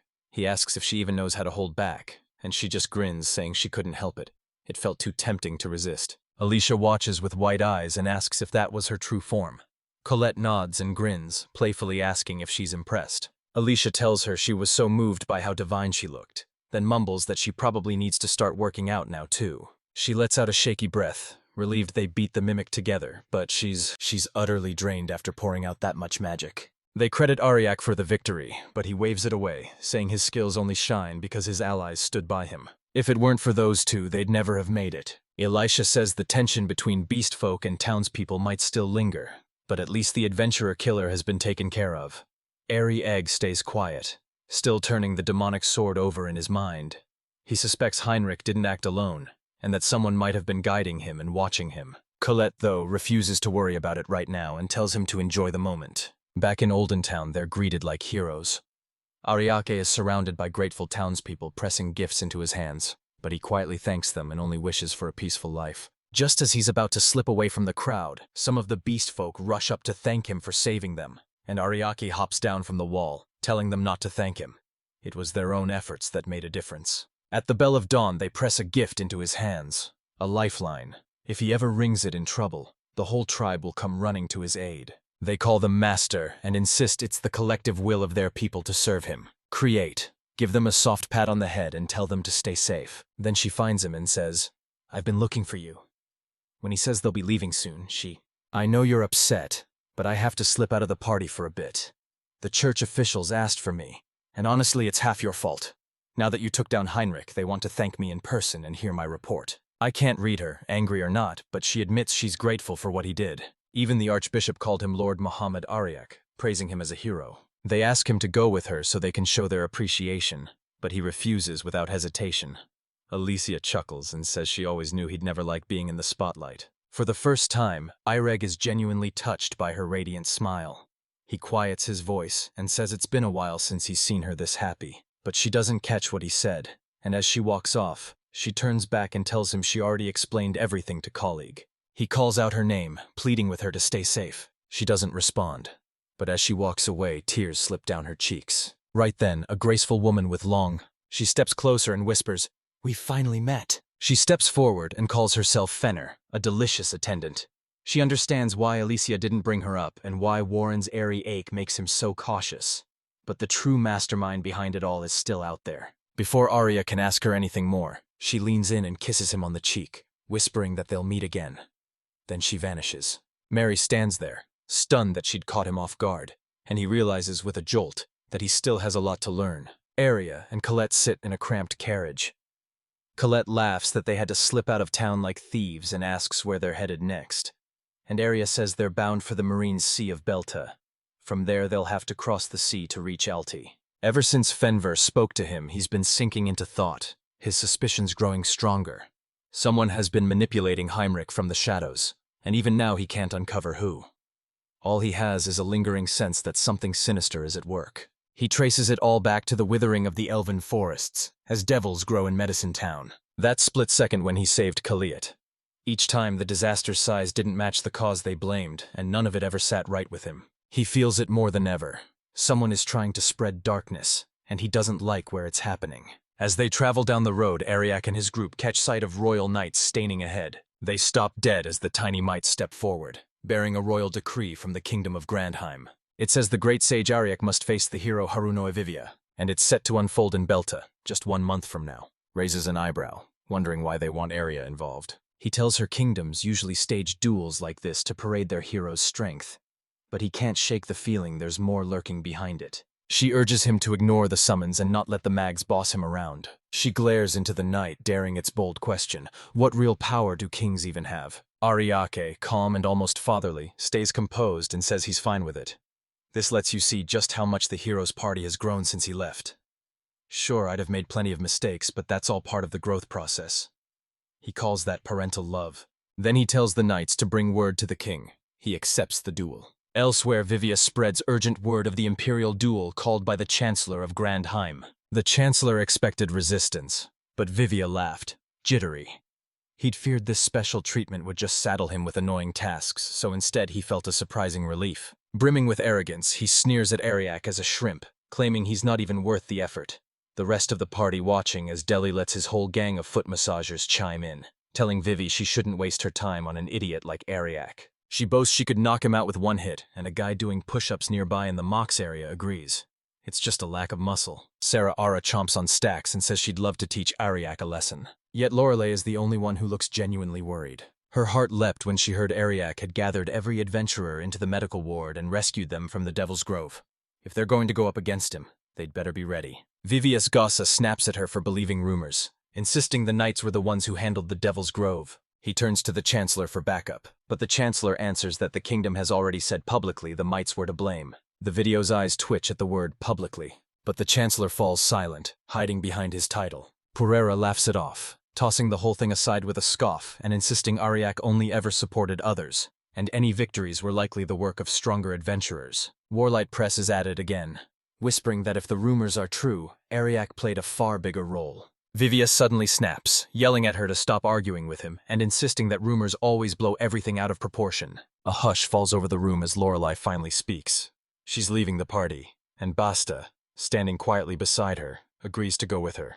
Delia scoffs that it's pointless, sending everyone's thoughts back to the Edcock Forest incident. They get a flood of complaints and damage claims, but because they were members of the Heroes' Party, the kingdom protected them. Without that title, they'd be drowning in debt and despised. Lorelei bursts into tears, sobbing that it's not fair. Who could call this anything but a nightmare? The Chancellor finally admits, if he can speak freely, that the duel was set up to patch the heroes' damaged image. Their current reputation doesn't match the image they're aiming for, especially now that everyone sees Ariake as the true hero. This duel will clear the air and put that mistaken image to rest. Vivia listens silently until finally, a wineglass trembles in his anger. He keeps circling his weak spot, insisting this whole thing is beneath him. But because he's the hero, he'll enact justice. He spins the duel into a tale of vengeance against. For daring to look down on him, he declares a battle of justice. Then he agrees to the duel. Chancellor, please, say you were expecting that and call someone else in. Lacree strides in and introduces himself. The Chancellor says he'll join the Heroes' Party as a disciple and asks Vivia to take him under her wing. Vivia glares, jabbing a finger at Lacree and demanding to know if the Chancellor really wants him to babysit a kid. He snaps that Lacree isn't even a girl and he doesn't want to deal with this. Chancellor Kalni explains, voice steady and serious, that Lacree now wields the Holy Lance Breonek, and since Vivia once wielded a holy weapon himself, there's no one better to guide him. And so Lacree's special training under Hero Vivia begins. Awkward with a sword but overflowing with gratitude, Lacree gives us all, and the group presses on toward the marine city of Belta for the Ariak's Imperial duel. While Vivia trains, Lacree and the rest of the Hero Party kick back, laughing and passing the time with noisy card games. Borlai snaps, irritation sharp in his voice. Is this really the time to be playing around? They just shrug it off as a break from training. Bye. They lean in and quietly tell Suritz there's no point trying to change their attitude, adding that Lacree actually seems reasonable. Lorelei agrees, but worry for Lacree creeps over her. Lacree's lands fly out of his hands, and as he scrambles to retrieve them, Vivia boils with anger. The Chancellor's words ring in my ears. If a true hero trained Lacree, he might even surpass him. Grits ground his teeth, thinking Lacree was just a lucky brat who feels powerful only because he was chosen. When Lacree returns with his lance, Vivia suddenly drives a boot into his stomach, sneering that he'd left himself wide open. Defense Lacree, saying attacking someone who isn't ready isn't cool. Vivia just waves it off and calls it a lesson. Lacrig scrapes himself to his feet, and, jaw clenched, forces a thanks to Vivia for the guidance. A thanks that only makes him more annoyed. The reveal strikes again, but Lacree ducks just in time. Though Lacree stumbles, Lurley can't help but admire how impressively he redirected the impact using his waist honor. Curious, Vivi decides to show him what real strength looks like. With a flourish of his sword, he slams a crushing blow into Lacree, sending him flying, and everyone shouts that he went too far, but Vivi insists he held back. He bets Lacree doesn't even know what just happened, and Worley helps him sit up, wincing from the pain. Zachary carefully describes the whole sequence of Vivius's move, how he turned Kalange's downward swing upward, then rode that momentum to strike down again, and says he learned a lot from the gravity-defying technique. He started sweating. Lacree noticed tiny details of his technique that the man didn't even realize he had. If only Chris' reflexes had been quicker, he might have avoided the attack. Meanwhile, Delia, Perara, and Ibergroga jellies. They spot Lacree's growing power and begin to fear him as a real threat. So Vivia decides to put him in his place by testing his strength. He tells the others to show Lacree how it's done, and in a blur of attacks they beat him up. Vivia steps up and tells Lacree plainly that if he can't handle this level of training, he won't be able to keep up with them. And he adds that he has the perfect job for him. Later, Vivia and the others savor their lunch, gleefully bossing Lacry around and forcing him to fetch tea. Overlay bluntly calls it out as bullying, and Vivia brushes it off, insisting it's only natural for a discipline to serve. Hymox Lacry sneered that he was a loser, though at least he had one thing he was good at. He bites back his shame and tells Lorelei not to worry. He knows he's weak and was only recently chosen by the Holy Lance. He'll help you, whatever it takes to stay in the party. Vivia agrees, saying if he lacks talent, he needs to work harder. Lacry steps forward, a tray with the wine glass steady in his hands as he carries the tips over, spilling its contents all over Vivia. Vivia snatches Lacry by the collar, slams him to the ground and yells at him. He sneers that Lacry can't fight, can't even run an errand, and orders him to leave the party. Lacry Trimbles was haunted by memories of someone else yelling at him about the heavy weight of his family name. Overwhelmed, he bolts away.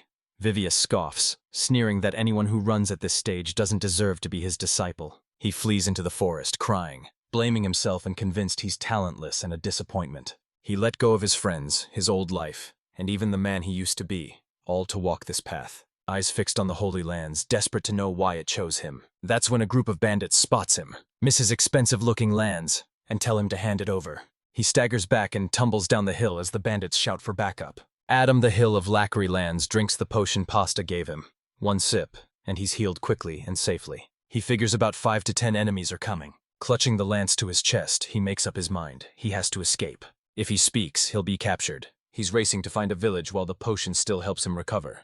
Hunted in unfamiliar territory, it feels hopeless, but he won't go down without a fight. It barrels back with reinforcements and starts searching for Lacry. She's hurt, so they assume she couldn't have gone far. Until now, Lacry had never thought much about herself, but the pain and exhaustion were finally starting to get to her. She still has a little potion left and is about to drink it when a bandit bursts in. From another direction, in swings an Axanther. Lacry's reflexes kick in and she darts aside, dodging. Soon about 30 bandits surround her, and when one of them sneers lad at her, she bristles, clearly offended. She laughs at herself. What a fool to worry over something so trivial when the situation is this dire. The wielder of the Holy Lance came from the Calbert family, and the lance chose her, not her brothers. They insisted only a man should wield such a weapon, so from the moment she was chosen, she was treated as one. Her hair was cut short, her dresses replaced by armor, and yet she carried the burden proudly as the youngest daughter. That pride still burns like a living fire inside her, and she refused to do it. And Brionic over to scum like these. One of the bandits struck her, and she fought back, shouting that if they wanted the lance, they'd have to rip it from her cold, dead hands. If she can't block their attacks, she'll send them straight back. She'll make sure the cuts don't run too deep. As long as she avoids a fatal hit, that's all that matters. He charges straight at the bandit chief, planning to use him as a shield. Halfway through, numbness floods her limbs and she crumples. The bandits poison their weapons, and the toxin is finally taking hold. She takes her lands and mocks her, and he sneers that he hopes she regrets losing it before they end her pathetic life. Just then Aerie arrives, sneering as he mocks them for ganging up on a child, and in an instant he's dead, and a single swing sends several bandits hurtling through the air. Lacry's jaw drops. She can't believe how easily they were taken down. The bandits trade uneasy glances, wondering if he's with her. Sheath doesn't care. He insists they already have the lance and should just leave, but when he looks at his hands, the lance is gone. Ariake holds it now, saying it's Lacry's and he's taking it back. He reaches out to help her but introduces himself, and since it feels like a Herm story, what's next is predictable. Lacry, overwhelmed, blushes as her heart races and her body grows hot. She tells her name, and he asks her to explain it later. Based on his abnormal status detection, the antidote he'd used had worked. But before she can even ask when he gave it, he cuts her off and says it's time to move. Abandoned charges at Ariak falter, but you knock some of them back with a blow far stronger than before. Lacry stands stunned. He just struck the bandit 10 times in a single move, and she can't stop wondering if he combined multiple skills. Confirms it, then asks, voice barely steady, if she really saw that. He snatches an arrow, midair, the very one that had been flying straight at him. The bandit chief grabs Lacry as a hostage and growls that he'll come in slowly. Lacry apologized to Ariak, feeling like a fool. He'd risked everything to save her, and she'd still been caught. She smirked, knowing the bandit didn't stand a chance against her. She reminds her of his earlier strike and of how she watched every single detail. She believes her eyes can slow down how she perceives enemy attacks. She just has to focus. She's confused. The chief laughs at Ariak's confidence and charges toward Lacry, but then he freezes. Something feels off about Lacry's aura now. Ariite tells him that a simple knife, just enough to hold her. She stares the chief down with icy, intimidating eyes, and it slipped free from his grasp with a strike. Someone compliments her, and she's shocked. The chief really did seem to move in slow motion. She asks if he helped her, voice small, and he simply shakes his head. No, it was her own power. He tells her that when she's defending or dodging, she needs to follow her opponent's movements with her land. She understands. Sooner or later, they'll run straight into it. The chief attacks again, snarling that he's not done and that he'll torture her to death. But Lackery snaps her eyes wide and tracks every move he makes as everything slows down. Moments before the chief constri, a lance grazed his neck and brought him down. The remaining bandits stand stunned. Ariek and the kid are simply too strong, so they run off. Lackery moves to give chase, but Ariek stops her. He's already set traps in the forest. Those bandits will be caught eventually. He explains he originally came to clear the bandits out for the local village. And since there were too many, he set traps to take them all out at once without alerting them. Someone apologizes for pulling her into this, but Lackery doesn't mind. Because of him, she's grown stronger. She can still feel the numbness clinging to her after her ability awoke. She wants to learn more from him, not just about power, but how to wield it. She tells him she wants to become his apprentice. And Lackery heads to a cozy house in the village where a kind lady greets them with roasted boar and a spread of delicious food. After they beat the bandits, she says it's the least she can do. Big asks if you can fetch 5 more helpings of roasted boar. Another companion will be joining them soon. During her meal, Ariak learns Lackery was kicked out of the hero party, and when he says they're in the same boat, Lackery is stunned. She tells herself it makes sense. She's just a talentless loser, but she never imagined the same thing could happen to someone like him. Bariag asks, "Do you really believe you're talentless?" She explains that's exactly what her party members always told her. Ambushed in the mountains, she felt useless on her own. The only reason she managed to strike back was because of him. She tells him, showing that a holy lance doesn't automatically make someone skilled. Without real ability, it means nothing. He takes her hands in his and says that when he held them earlier, he noticed something. Despite her delicate frame, her hands were covered in calluses, proof of how hard she had worked and how deeply she cared. He points out she didn't run away, and as soon as the bandits close in, were taken hostage. Instead, she planted her feet and refused to back down. She chose to fight. That determination is the mark of a true warrior. He asks her, "What's so talentless about that?" Lackery's eyes well up and she begins to cry. She says her weakness has haunted her for so long. People always looked down on her, sneering that she was weak and had no special skills. Ever since she was chosen, she had to fight alone. She walked a path without regrets, desperate to grow stronger. But now Arya has acknowledged her. He called her a warrior, and finally proved to her that every ounce of her effort had mattered. She thanks him with a grateful heart. He tells her it's too soon to cry, reminding her she still has untapped potential. He asks her if she remembers how many strikes he used when they first met.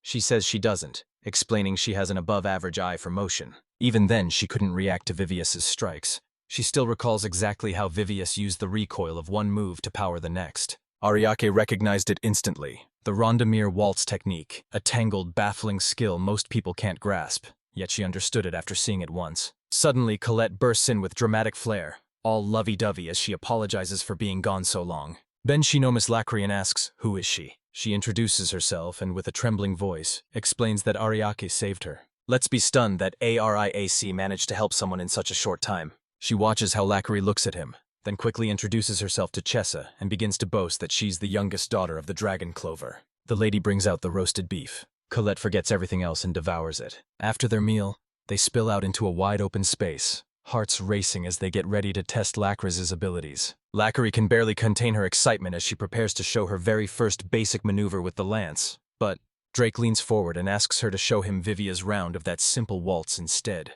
She asks Colette to be her sparring partner. Colette agrees, but she can't help wondering if it's safe to try a move she's only seen once. Lackery confidently says she can do it with her lance, which catches Colette off guard. The Aspire match begins.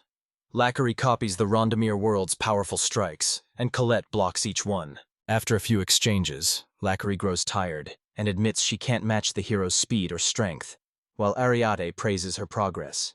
And even he, who has watched Vivia use that technique for years, is amazed she can copy it. The EOSER's skill and name stood as mirrored mastery. He explains that her skill lets her pick up on people's habits and movements, enabling her to learn both offensive and defensive techniques just by watching. She's not just copying. She spots the smallest opening and forges the perfect counterattack. Once she's seen a move, it can never beat her again.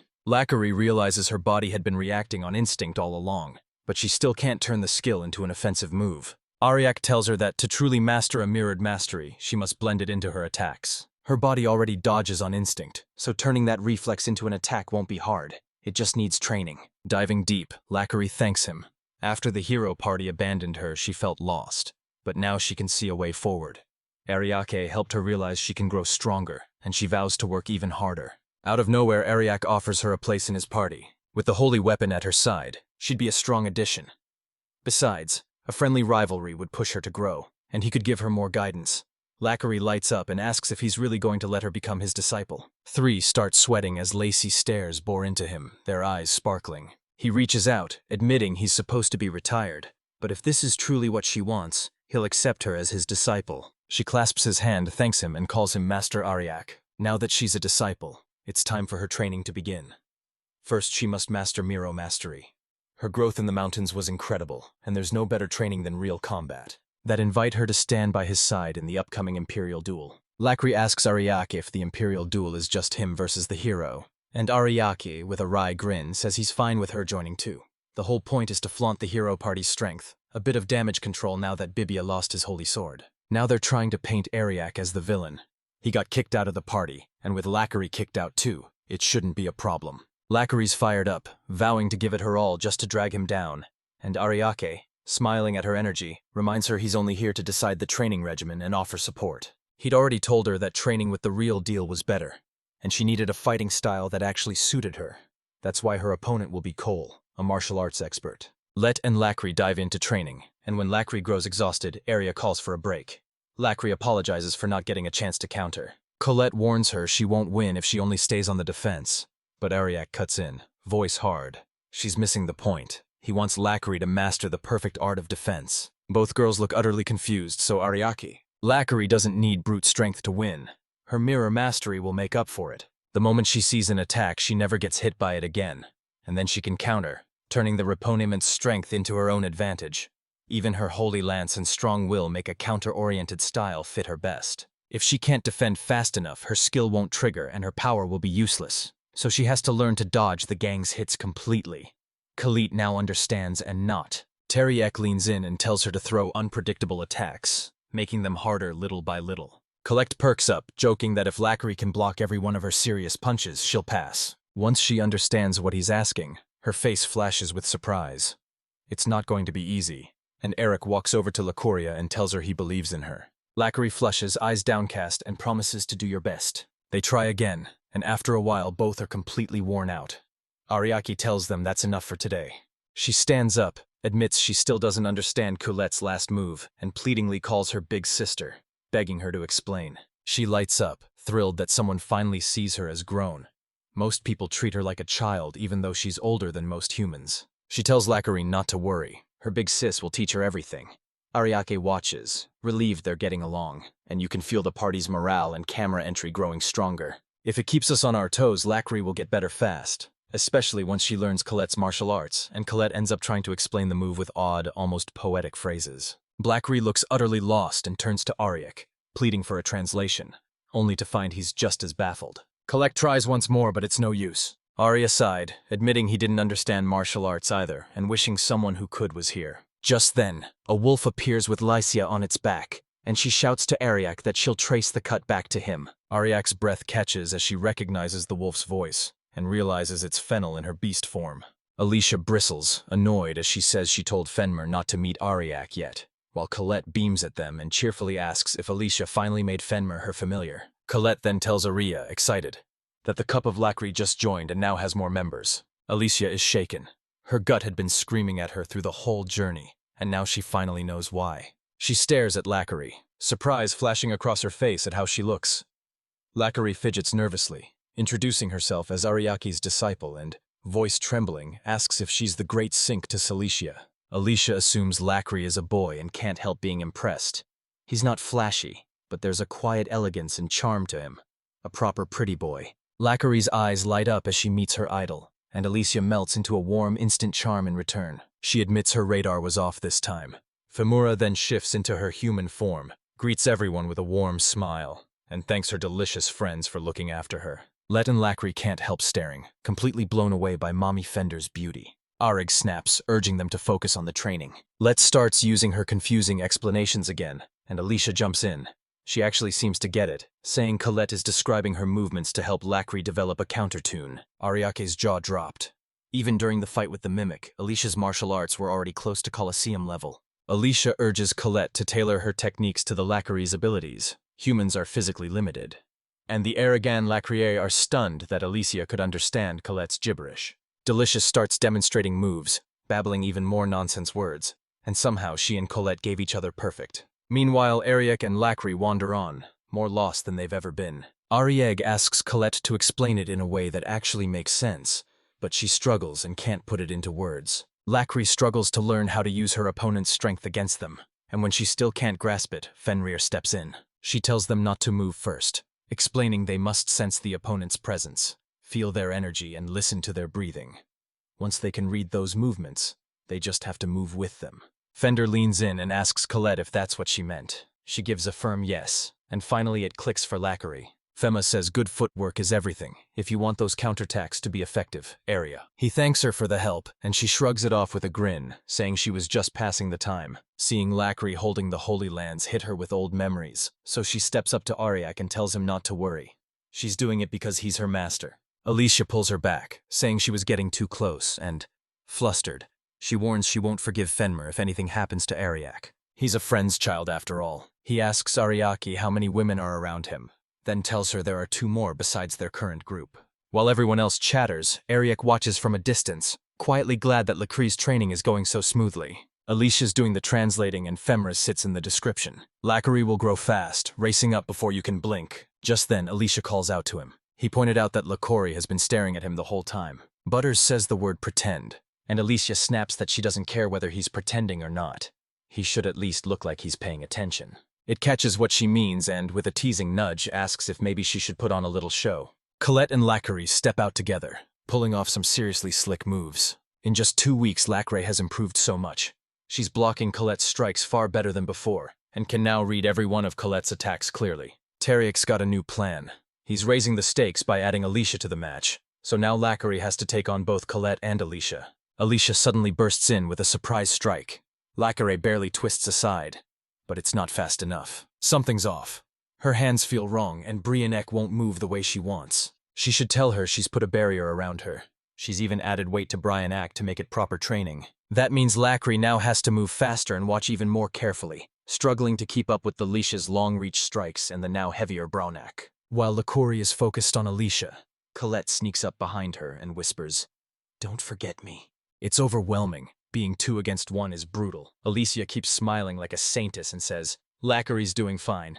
Then she adds, "If Lacry dies, I'll just revive her." Nothing scares Lacry more than that. They both lunge at once, but neither can land a clean hit. Lacry dodges every normal strike. Colette practically leaps with excitement, suggesting it might be time to use the special skills. She says the dragon's value is in its fire, and Alicia's chest tightens as she immediately fears Colette could burn the whole village down. Lacry is sweating and panicking, but she keeps telling herself that even if she dies, she'll be revived, and she still has a stock Colette no matter what. Is Kale drawing in a deep breath, ready to unleash fire? The moment he steps into the area, he activates skills on both, draining Colette's power and bolstering Lacry's resistance because he needs Lacry to survive the blow. Even weakened, the strike still hits hard. When Ariake casts a skill on her, Lacry is filled with energy. She feels her power multiply 100-fold and braces to take the flames head-on. Riag tells Alicia to cast a barrier around him in the village. She does, but then drops to her knees and begs him to cast a spell on her too. It's been so long since he protected her with a spell. Ares stares, confused. Her barriers are way stronger than his skills, and Alicia looks disappointed and says, "That's what I get for being strong." Then they all feel a blazing heat wave wash over them. Colette's powering up, her mouth glowing. Alicia watches closely as Femre urges her to pay attention and see what the wielder of the Holy Lance can really do. A massive wave of fire crashes toward Lacry like flaming mehers. She's trembling with fear. Without Ariax's power, she wouldn't even be able to stand. She trusts Brianek. She centers her balance and raises her guard. All she can do is swing with every last ounce of strength she has. Later, Ariake praises her for standing firm against Colette's full blast. The explosion hurled both of them into the river, but at least the cold water cooled them down. Lacry stands in the aching current, and Alicia heals her. Mariaxe has finally mastered the defensive skills she needed to wield her mirrored mastery. Yet she's still barely scratching the surface of what Breomak can do. That's something we'll dive into during the next phase of training. Figuring she should discover Brianek's real power herself, he proposed a quest. Into the dungeon called the Goblin Nest, Lachery charges forward, taking on goblins with her lands. Colette slams her fists straight into their face. Alicia traps them in crackling barriers and blasts them with a fierce burst. Fender breathes out an icy blast that freezes and crushes them, and the Semper is having a blast. Ariak snaps that this isn't supposed to be a training session, but Lachery insists that watching them is actually helping her learn. They're nearly finished clearing the goblins, so she wants to soak up every bit she can. At last, the party feels balanced, especially now that Lachery's defensive strength has grown. Arya, however, starts to worry about Vivius's party. He comes over and tells him that Vivia has added new members. Basta the Porter and Lorelei, the former temporary healer who is now officially part of Kiro's party. Ariak already knows Warley heals like a pro, so he's not too worried. Still, if they hadn't kicked Lachery out, they'd have gained another fierce ally. And maybe Vivia has grown so strong he no longer needs the Holy Land. If that's the case, Eric and his team must steel themselves for the duel that's coming. Then Femur senses goblins heading their way and snaps, "They'll be here in 10 seconds. The girls ready themselves and snap into a tight, solid formation. Ariake watches, confident and steady as he looks on. About his team, the Joblims charge in and just like that the battle's over. They're all wiped out. He senses no more goblins nearby. Suddenly, the ground rumbles from somewhere hidden. Trance bursts open in the dungeon wall. Arya calls it a secret dungeon. That means a high-level boss has got to be lurking inside. Colette laughs, a bright grin on her face, and says, "This will be a great trial for Lachery." She narrows her focus in an instant, and the heroes slip into the hidden dungeon. They head down a long staircase and come upon a door that leads into a grand hall. Inside, the Goblin King sits proudly on his throne, chomping down on his bloody meal. The creature is S-ranked, a monster far more dangerous than the goblins outside. The malicious faces go white.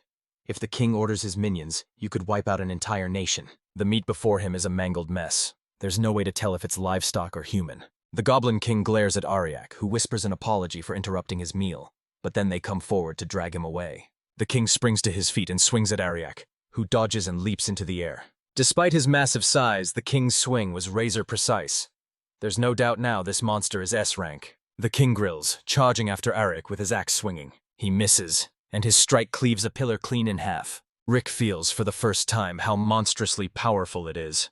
He'd normally avoid fighting a creature like this, but today he refuses to run. Now's the perfect moment for the Holy Lance Wilder to step into the light and shine. She lands beside Lachery and activates a skill on her. His plan is simple. Let Lachery take the lead and try to block the king's first strike, and if she manages it, the others will pounce with their attacks. He falters, blurting that Ariake can't do it, but her hesitation comes too late. The king charges at her, his axe raised. She pulls herself together. She's got area support and her teammates are right behind her. She steels herself. The axe comes down like thunder, and she blocks it with everything she's got. The king's strength pins her down, and she feels like her body is about to be crushed. One slip and she's done. Fear crashes over her, but she forces herself to dig deep. She still remembers the way Briannik chose her when she was at her weakest. She almost lost it once, but now she's stronger. She begs Breomak to help her protect the people she cares about. A surge of raw energy blasts out from Briannik, slamming into the king and hurling him backward.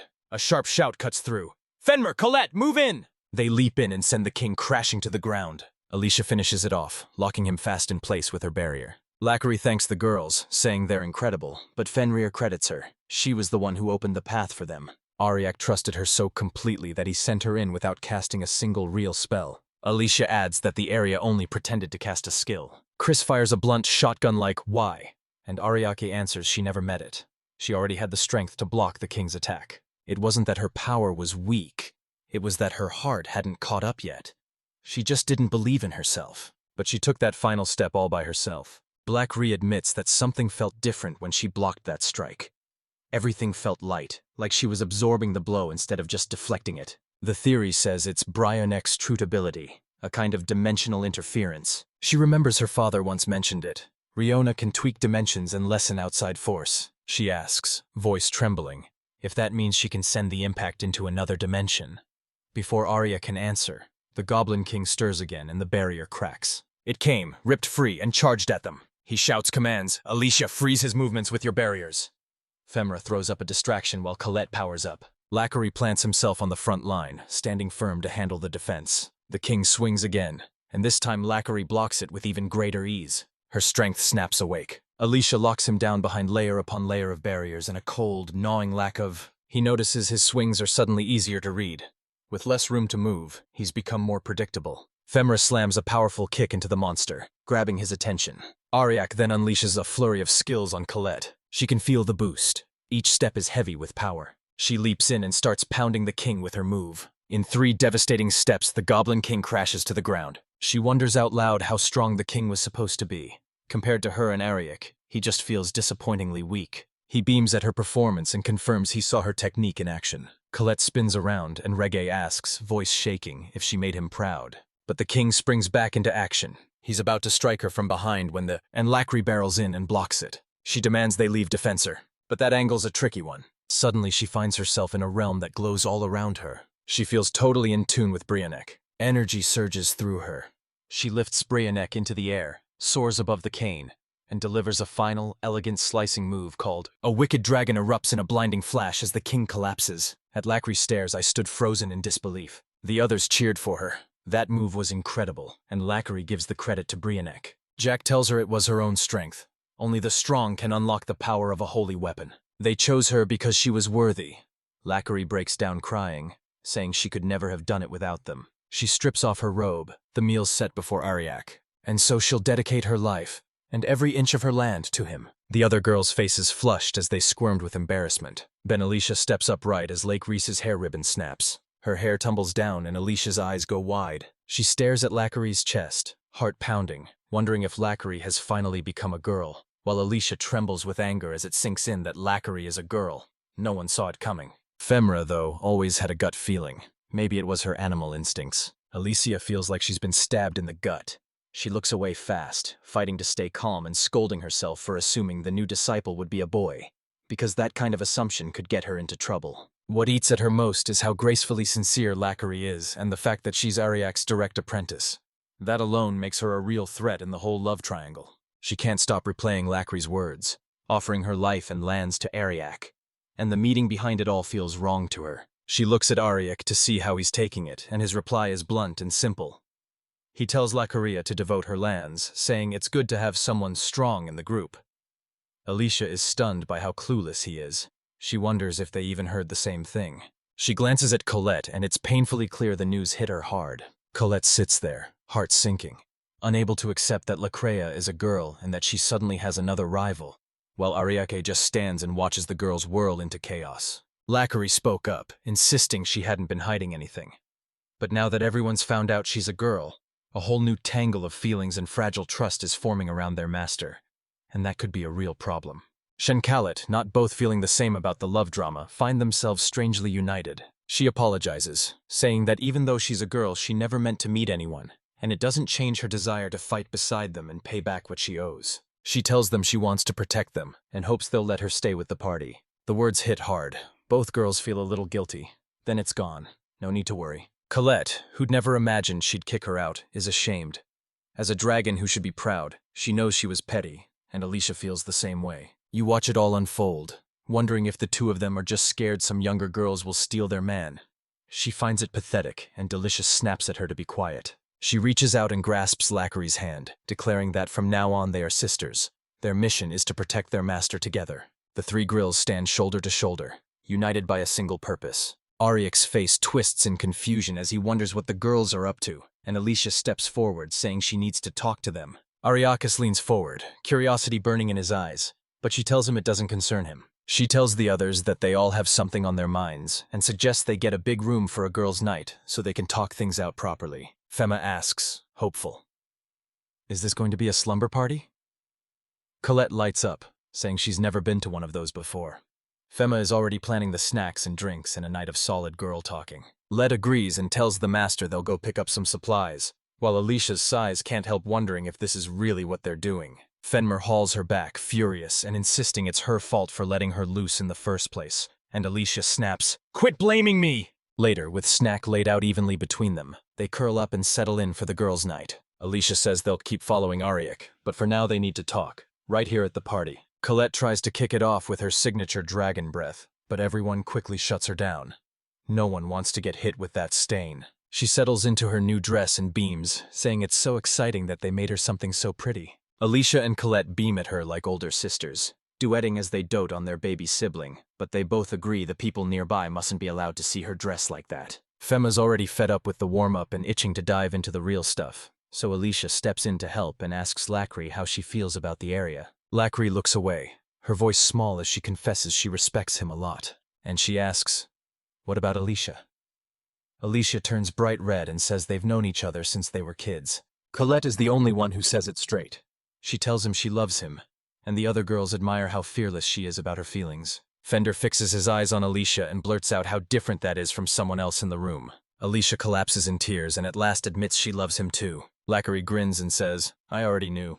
Alicia says it must be because Lacri has the Holy Lands and those eyes that see everything, and Lacri just replies that it's obvious to anyone paying attention. Ariak's the only one still in the dark, just as clueless as ever. Now that everyone's finally honest about their feelings, Alicia says he always misses her signals, but he's still the first to show up and lift her when she's down. Hidden in the shadows, he notices everything. He might seem slick, but with a guy like that, how could anyone not fall for him? They all stare at her and suddenly realize she's actually glowing. She aches to be like her, to give everything to someone she loves. All right, let's sulk and say she's not cute at all. The girls tell her she's wrong. She's totally cute, they insist, but Lacri snaps that wearing boys' clothes doesn't make her cute either. They all scold her for being so hard on herself, gush that she's adorable, and decide it's high time they made some changes. First step, give her combat suit a little flair so her charm can really shine. They toss around the idea of leaving the final details to the tailor, something that shows off a little more of her figure and gives her some confidence. They keep tossing design ideas around until they finally agree she'd look amazing with a lance.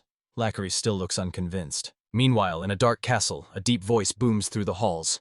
"The Holy Land is headed to Belta." They only just found out that Ariak has taken in its wielder, and they can't believe the way the man behaves, as if the whole world revolves around him. The plan was for the hero to raise the barrier around the Holy Lands and corrupt hearts with darkness. But everything's taking a different turn. He tells his followers that if Ariake is truly skilled, the wielder of the lance might become a major problem. But if he's weak, there's no need to change the plan. The voice laughs with bubbling excitement, already eager for the day it will face Ariak in the Imperial duel. In the lively marine town of Rain Belta, the streets were alive with celebration. People surge and cheer, eyes glued to the hero's party as they parade through the city. The crowd's excitement feeds the hero's ego, and he walks proudly, head held high. Smug grins curled on their faces, and one party member muttered that the only reason he acts like this is because no one can hear what he's actually saying. Another one just beams, thrilled to see the hero finally getting the welcome he thinks he deserves, because to him this is exactly how the hero's party should be treated. One of the calmer members points out that this parade is only happening because the town is so far from the capital and Nudes hasn't reached here yet.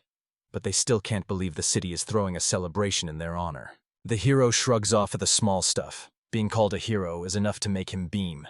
A teammate tells him to calm down and reminds him everyone expects a lot, since the Imperial duel is only 3 days away. Hiram shrugs it off with a cocky smile, saying he'll do whatever he wants. Someone else snaps at Warley to quit sulking and stop being such a downer. When the Chancellor appears, being famous sometimes means putting on a show. He tells them that, as heroes appointed by the kingdom, they must live up to the people's expectations. The hero blinks and survives. He stares, baffled. What is the Chancellor doing here? Maybe he's come for the parade, but the Chancellor says he's brought news. Lecrae, who once wielded the Holy Lance and was kicked out of the party, has now joined Arrow. She's entered the Imperial duel too, and the whole party falls into a stunned silence. Lorelei whispers that she's glad Lockery is okay, but the hero suddenly can't stop laughing, as if something inside him has snagged. He laughs, calling it the funniest thing he's ever heard. That the two most useless people somehow ended up on the same team. And one of the other members lacks a long, and the hero strobles, so he can't keep a straight face as the parade continues. The others laugh, teasing that Ariak and Lacri must be so desperate to team up. Desperate people belong together. Lorelei speaks up, voice tight with regret. Lacri had real potential and could have done so much more if they'd trained seriously, but the hero tells her not to worry about it. Lacri was weak. He could never control his power anyway, and another member sneered that her defensive skills were simply too fierce for someone like Lacri to handle. Gugly jumps in, shouting that the winner of the duel gets a big cash prize. Maybe they could use it for shopping, and they immediately start buzzing about how they'll split the money. The duel's going to be easy, so they even suggest going out for drinks. Warlays is frustrated that they're already celebrating when they haven't even won anything. The Chancellor listens, then says quietly but clearly that it sounds like a few of them have some faith in Ariak. Lay backpedals, saying they should act more like real heroes, and one of the members snaps at her to stop trying to be perfect. They cling to whatever they want to believe. To them, the hero is just someone to admire, and the truth doesn't matter. Lorley turns to Pulala, voice tight. What did you mean? All lets out a loud, alas, and admits that something about this whole group feels off, saying it feels like they're all stuck in something they can't escape. Warley says she'd be the leader if she ever got the chance. Pulala disagrees. Her eyes sparkle with something strange. She says she wants to stay right where she is. She wants to be one of the kingdom's top heroes. She has things she wants to do with the title, and the Chancellor watches her with a cold face before turning away to get ready for the evening back. As the sun sets, the sky bursts into fireworks, and everyone watches the display, all saying how beautiful it looks. They're sure that with the hero leading the charge, victory is a sure thing, especially against someone like Ariak. Later, the heroes were shown into a lavish room even finer than a 5-star restaurant. He looks around, smiling to himself, saying heroes deserve this kind of luxury. Grateful to have his sword back and his reputation restored. The Chancellor cuts him off coldly, snapping that he doesn't care about thanks. He only wants results. The hero vows he'll win the duel against Ariak. He spits, "You're a sly fox," and swears he won't let Ariak get away with cheating again, accusing him of always looking down on him. The Chancellor listens, saying nothing. The hero grins, eyes sparkling, and lays out his plan for the duel. The Chancellor says it might work if they bend the rules a bit, but it won't be a clean win, and after a long speech about fighting dirty, a hero shrugs and says, "All is fair in love and war. If crushing Ariak is what it takes to send the crowd into a frenzy, then that's exactly what he'll do." The Chancellor reaches into his robes and produces a strange, fleshy blob. The hero stares, heart pounding, and asks what it is, and the Chancellor replies it's Sukuna's finger from Alibaba, then tells him to swallow it. When the time comes, it'll hit home and act as the trump card. The hero falters, saying he'll hold on to it for now. The Chancellor nods and tells him that both the trump card and the hero are important pieces in this plan. The Chancellor flashes a chilling smile, then turns and walks away. At last, Bacon's party arrived in the marine city of Belta, the day before the imperial duel. The streets are packed with people, merchants calling out with eager, bright voices, and Ari ignores how the whole city hums with excitement for the upcoming event. Alicia instantly notices something else. The crowd is celebrating the hero as if he's the world's only hope. They passed a theater where performers shouted that the hero was the light of the world, and insisted Ariak must be defeated tomorrow. Alicia wants to climb up there and shut them up, and even the little dragon is fired up, ready to burn them down. Watching it all, she can't help but wonder if they even stand a chance. Arya, calm as always, tells her the Empire's real goal with the duel is to help fix the image of the hero's party. They wear the Empire's face and must fight to reclaim their honor. Femra adds that the enemy will probably stop at nothing to win. Ariake meets Lacri's gaze and says, "This is my moment to show how far I've come." He stares up at the sky, heart tight. They may have done foolish things before, but casting Lacria aside and hurting her like that was unbearably cruel. He wants them to pay, and when the hero faces her in battle, he'll finally see how huge his mistake was. Mary places his hopes on her and tells her to teach them a hard lesson. Lacri nods, promising to give it her all. The Herona watches them with a worried tilt, wondering if these heroes are strong enough to fire up their master. Alicia snaps them back, reminding everyone to focus on the duel and not be tempted by all the stalls. Ariake, however, grins and says they can relax a bit and even try some festival food. A nearby merchant calls out to the group, his voice bright with promise as he offers weapons at a discount. He jabbed a finger at Ariak, sneering that his sword looked cheap and that he should upgrade it. Ariak thanks for a second. His sword is only for self-defense, but if the duel goes south, he might end up eating something better. Lacri asks if that's really what he wants, and Ariake says that if she's fighting by his side, he must be reliable too. He reaches for the staff, but it feels heavy and awkward in his hands. Alicia offers him her own, yet Ariake refuses, leaving Alicia staring, bewildered. After all, she's the great sanctum. The moment her title is spoken, a swarm gathers around her. She protests, insisting they've got the wrong person, but the crowd rushes in and nearly drags her away from the party. Femmer steps in with a sharp warning that makes the crowd back away. "Thank you, sir."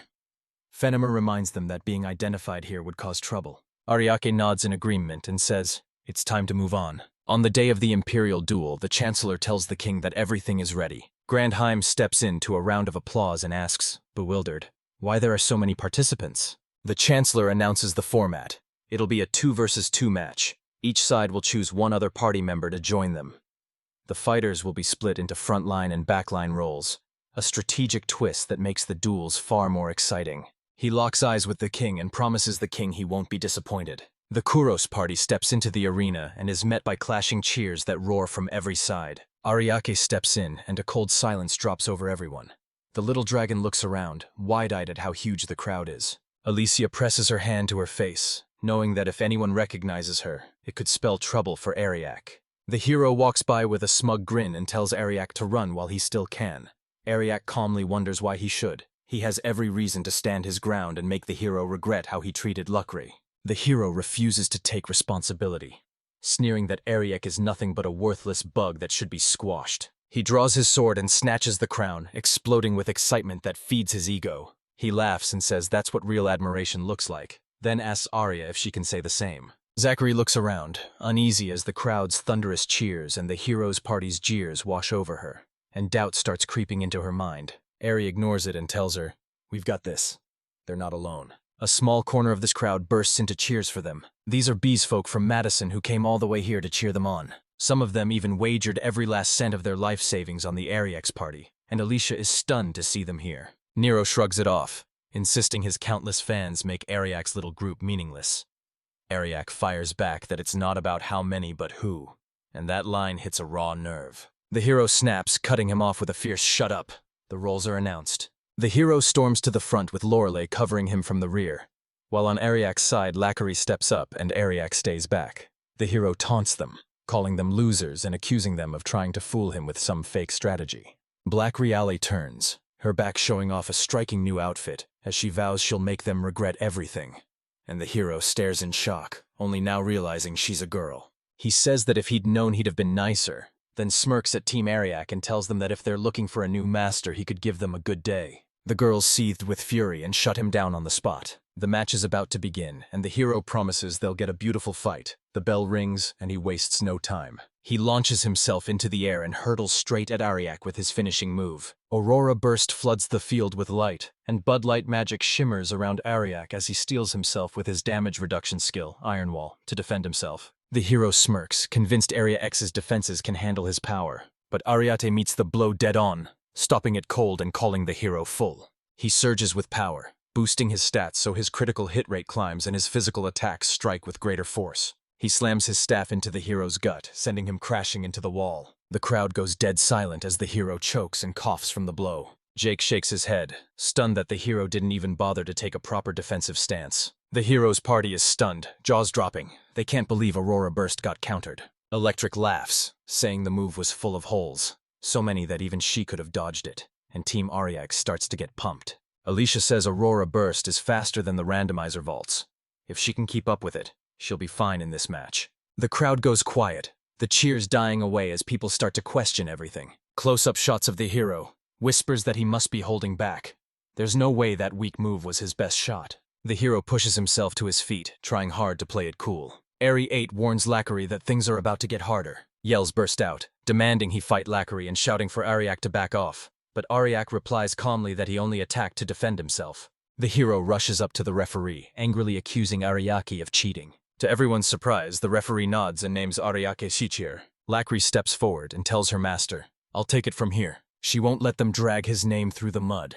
She's his disciple after all." Rick nods and steps back while the hero smirks. Sure, he's got this. He's going to crush Lackery fast, and if Ariak dares step in again, he'll take them both out. The backliners slide to the edge of the arena as the real match kicks off between Lackery and the hero Ariake, while the Kira keeps rambling that he'll crush Lackery as if it's already decided. Seconds before everything kicks off, the hero is all swagger, showing no sign of holding back his cocky attitude. The bell rings and Ariak snaps the other way, watching the enemy frontliners rush past each other as Lackery keeps her gaze glued to the hero, shifts her stance to read his every move, and now must only root herself to stay calm. Let the pressure shove her over the edge into doing something reckless. She reminds herself she's her master's disciple, trained for this moment, determined to fight a match she knows she will never win. She takes the initiative and unleashes a rapid flurry of strikes aimed at the hero. Her form is clean and sharp, but he dodges them all with practiced ease. The Kiro's thoughts drift back to his earlier exchange with Ariak.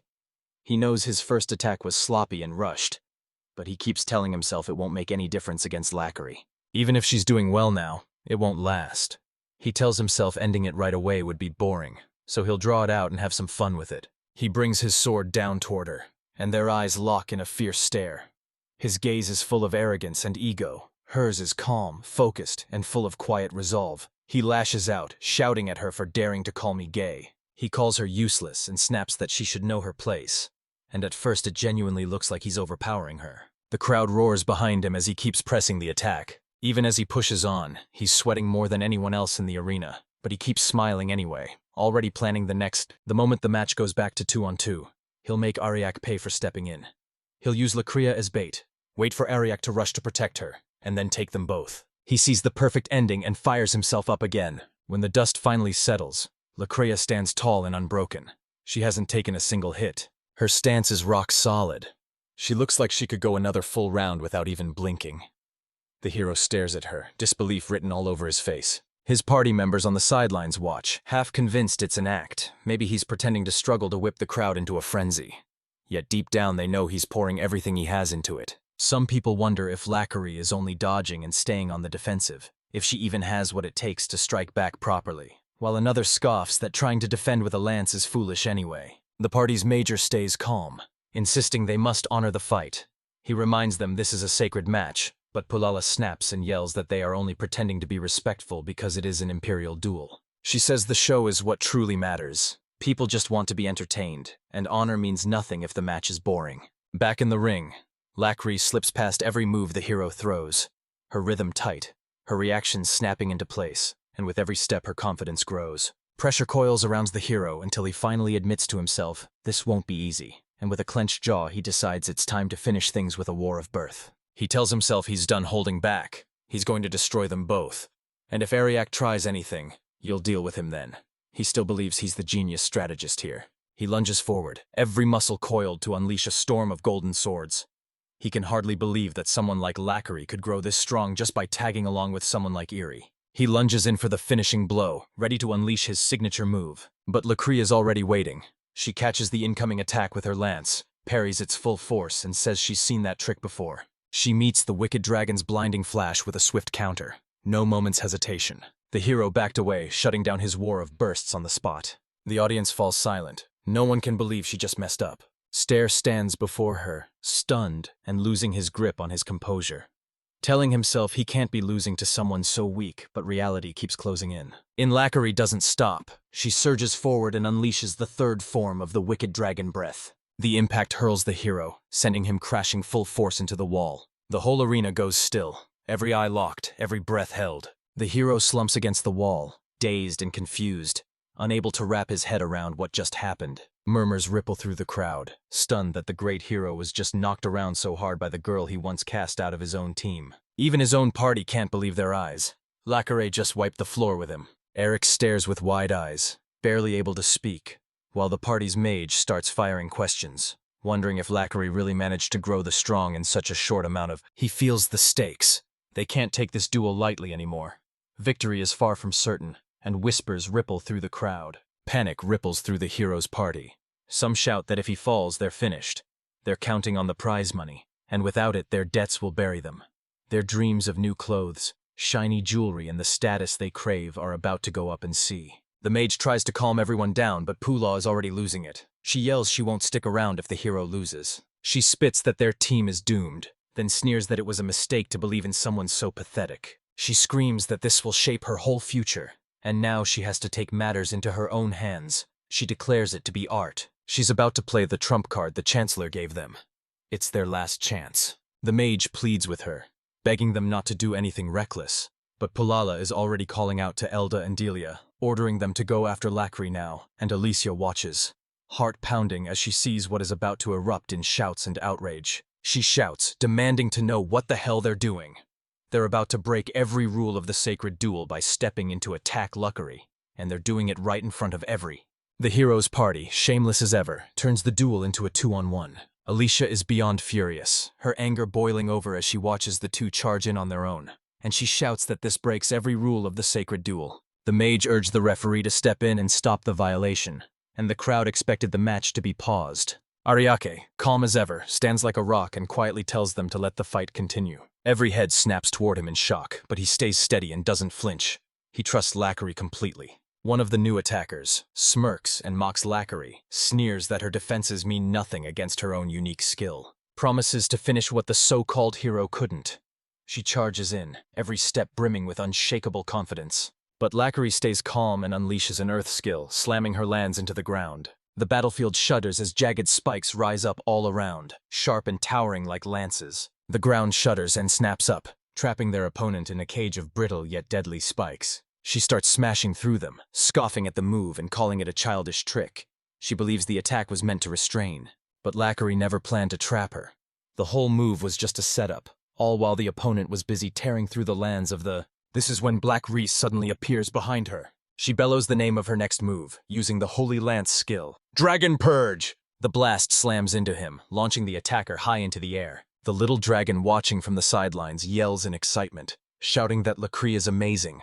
Alicia stands stunned and finally realizes the spike formation was just a distraction all along. Pulau laughs out loud, saying that Delia is even more of a fool than she thought. Sheilene straightened her back and braced for the rest of the match, smirking that it's far more entertaining to watch them crash into each other while she does nothing. Elvis steps in next, roaring like a wild beast, shouting that he'll defeat Lackari and become the kingdom's greatest warrior. His chest swells with pride as he pictures himself taking credit for bringing down the one who beat the hero. He charges in, swinging his massive sword, his muscles rippling, and shouts that Lackari is finished, and no one will ever underestimate him again. But Lackari stands her ground and snaps, "Don't get ahead of yourself." He shouts that they'll find out soon enough and unleashes his attack, calling it Dragon Slash, a glowing dragon-shaped aura wrapping around his blade as he swings. His smile already says victory. Her first counterattack bounces off him, and he mocks her for thinking he'd fall like Delia, bragging about his rock-hard muscles and how nothing can take him down. But Lackari has other plans. This time, she lands the hit straight into his weak spot, and the crab goes quiet for a second, as the brute lets out a scream heard across the arena. Maddie, as strong as any man, can take that kind of hit and keep standing. Lackari blinks and apologizes quickly. Alicia watches, muttering that this is exactly what happens when there's too big a size difference.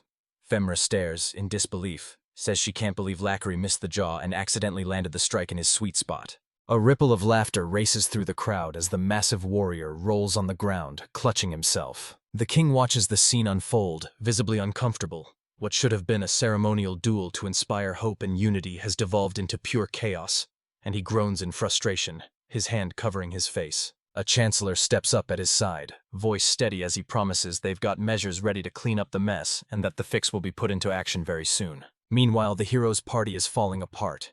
Confusion and frustration ripple through the ranks, leaving everything wildly out of control. Pulala throws up her hands and calls everyone a disgrace, scolding her teammates and snapping at them to get it together. Every eye pinned on her.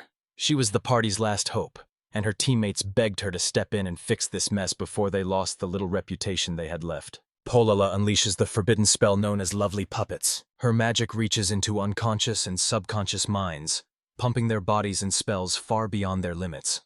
But the price is high. The overwhelming surge can permanently damage the body. Polala couldn't care less. To her, her teammates are idiots, good for nothing but serving as meat shields. She vaults onto the berserker, pushes the spell deeper, and uses her puppets as shields against the blows while they crush their enemies without her moving. The berserker smashes the ground under Irek's feet and breaks into a grin, relishing the raw destruction. She admits the spell is terrifyingly powerful and that there's a good reason it's forbidden. She thanks the Chancellor for teaching it to her. But the mage Messider suddenly speaks up, voice sharp. "This has gone too far." Palala shrugs, waving it off as she admits she's only using them as shields. But Ariak doesn't complain, not a single word. He feels the battlefield's energy rushing around him and grows excited. He wants to see just how powerful they'll become under the magic, so he turns to Lackari and asks if she's great. Pulala orders her puppet team to charge. The zombie-like hero lunges at Ariak without a moment's hesitation. She watches with interest, wondering if he's really on the defensive now.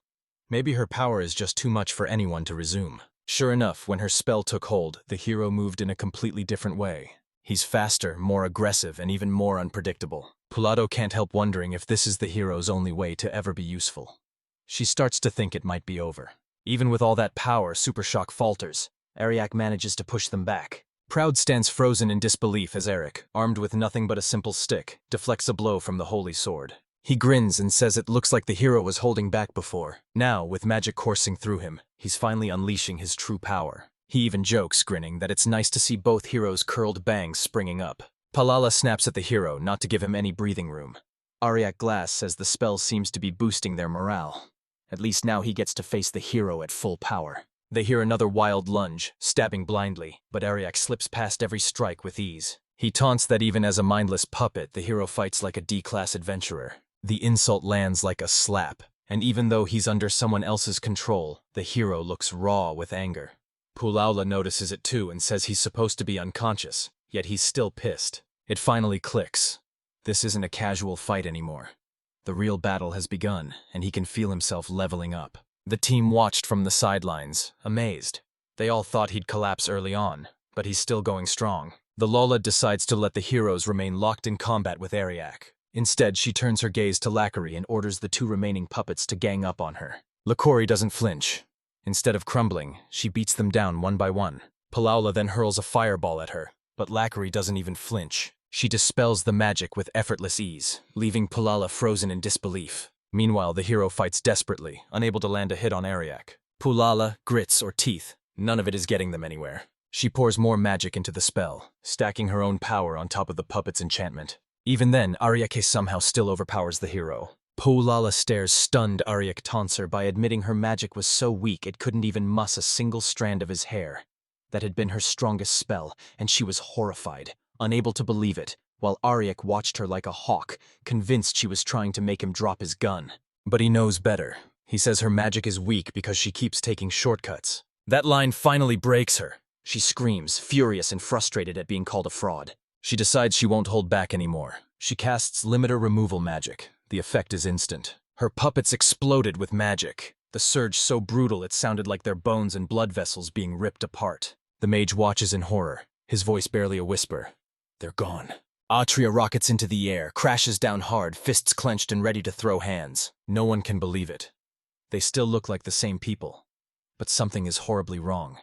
Their faces are twisted, their bodies twitch, and their eyes belong to wild beasts, not humans. The crowd recoils as one. The scene is terrifying.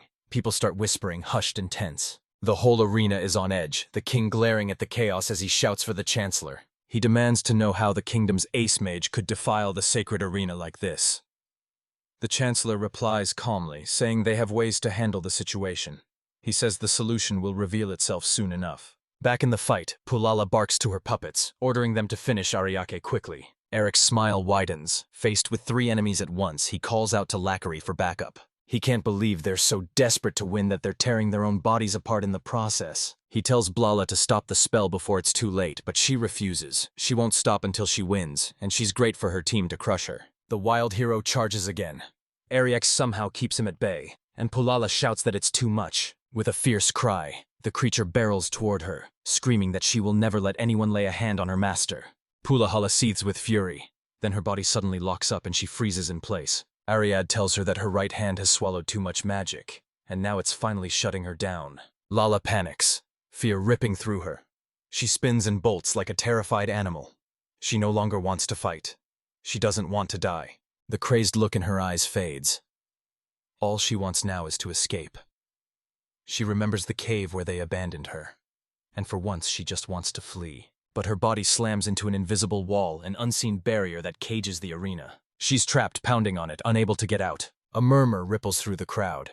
Something's shifted, and they stare as Delicious steps forward, her robe slipping away. The truth is out. She's the great saintess, the very one who left the hero's party. She's back, and now she stands beside Ariak. Willella stares in disbelief as the truth finally sinks in. The crowd erupts into cheers for the Ariak's team, sensing something new. Maybe they're not traitors after all. Maybe they're the real heroes. A delicious, towering dance. Puella watches as everything she thought was her start slips away. She stayed with the hero's party only to be treated like royalty. Now even that illusion is fading, and it looks like it's all coming to an end. The crowd starts to wonder if turning into a monster just to win him is worth the cost. Is this really the hero meant to save the world? Their eyes snap to Ariak and his disciples. These 4 don't look like monsters at all, and one by one the crowd begins to whisper that Ariak is the real. You save them.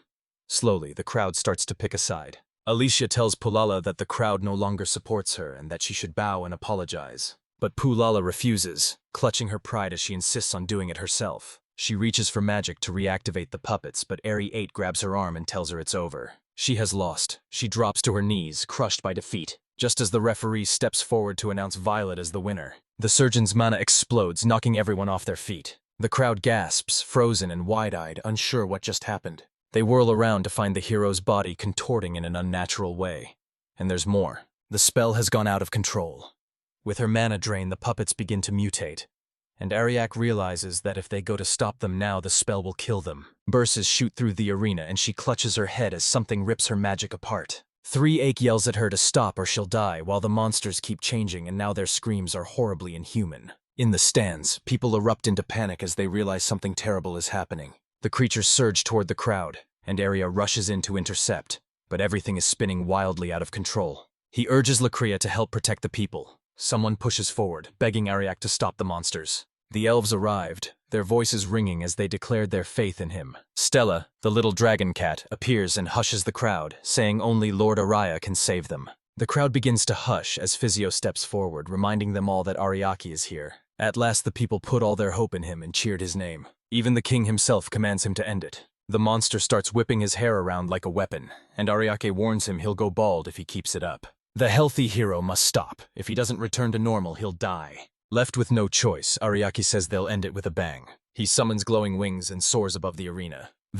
He unleashes a magic burst and activates an enhancement, and summons a roaring column of thunder from the sky. A blinding light floods the whole field. When the smoke clears, the cure lies sprawled, naked and unconscious, at the bottom of a crater. Ariake locks eyes with Alicia and tells her to handle him, praising his strategy. He turns to the referee and asks for the result. The referee's voice booms as he announces the ARIX team the winner. The crowd erupts into cheers. Even the king stands and cheers for them. The mage stared in disbelief at what had just happened. The Empire's heroes lie defeated. He can't help but wonder how badly this will damage the Empire's image. The king, calm and sure, congratulate Ariak, their voices bright with joy.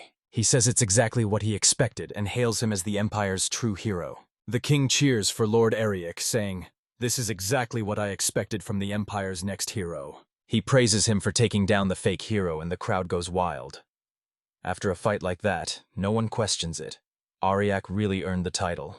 Alicia is still reeling, trying to understand how the Empire just handed the title to Ariak. Fendry can't shake the feeling that the Empire is pulling away from the old hero and cozying up to Ariak. The elves are over moon now that Lord Ariak is finally being recognized. Ariak drinks in the crowd's cheers, then turns his gaze to the hero, panting and sprawled in a pool of shame. Ariak looks at him with pity and tells the crowd he doesn't deserve to be called a hero. The real one, he says, is Vivia. They stand stunned, shouting that Ariak won and Vivia don't deserve the title. But Ariak fiercely insists he still grew up. He admits Vivia can be selfish and tends to crumble when things get tough. But today, you can back down. That shows he can change if people stand by him, Ariake says. And even though he walked away from Vivia months ago, he still believes the guy has a long road ahead.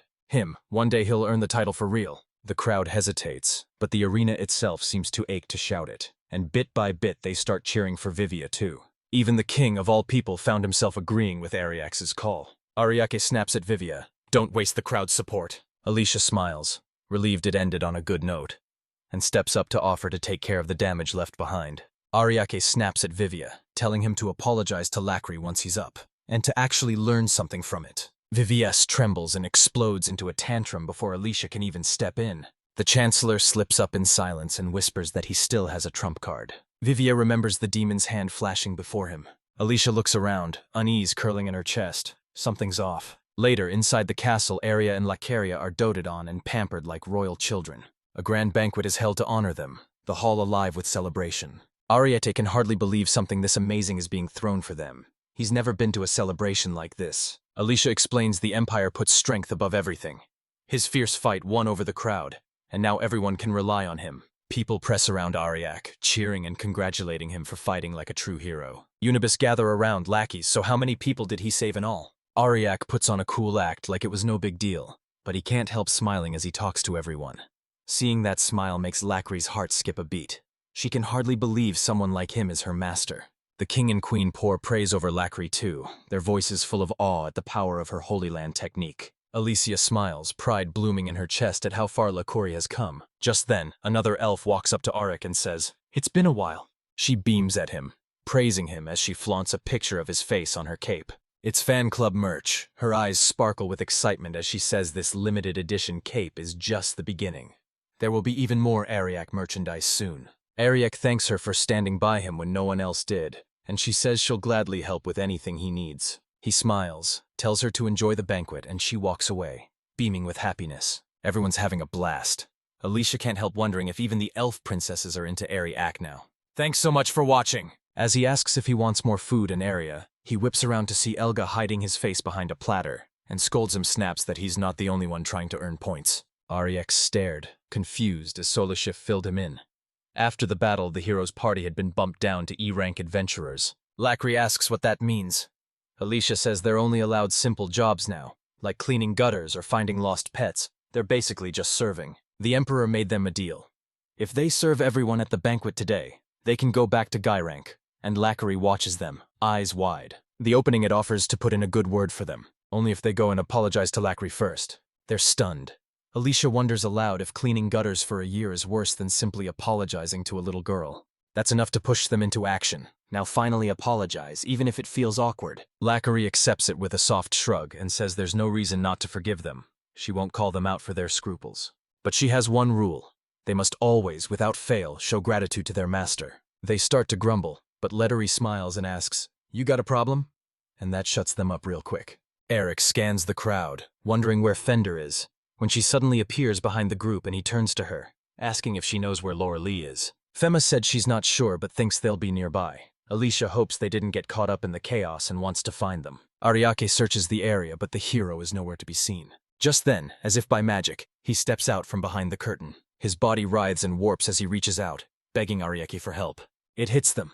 They have to save Vivia from the monster, and their only chance is to do it together. Colette begs to turn into a dragon and torch the monster for good, but Ariai cuts her off. Those flames would hurt Vivia too, so turning into a dragon is off the... Pulala wonders if they really need to hold back. For Fenmare, this whole thing is nothing but child's play, while the mage doubts she can actually hold back against a monster this strong. Ariak tells them not to stress, urging them to simply use the strength they already have. He does everything he can to support them.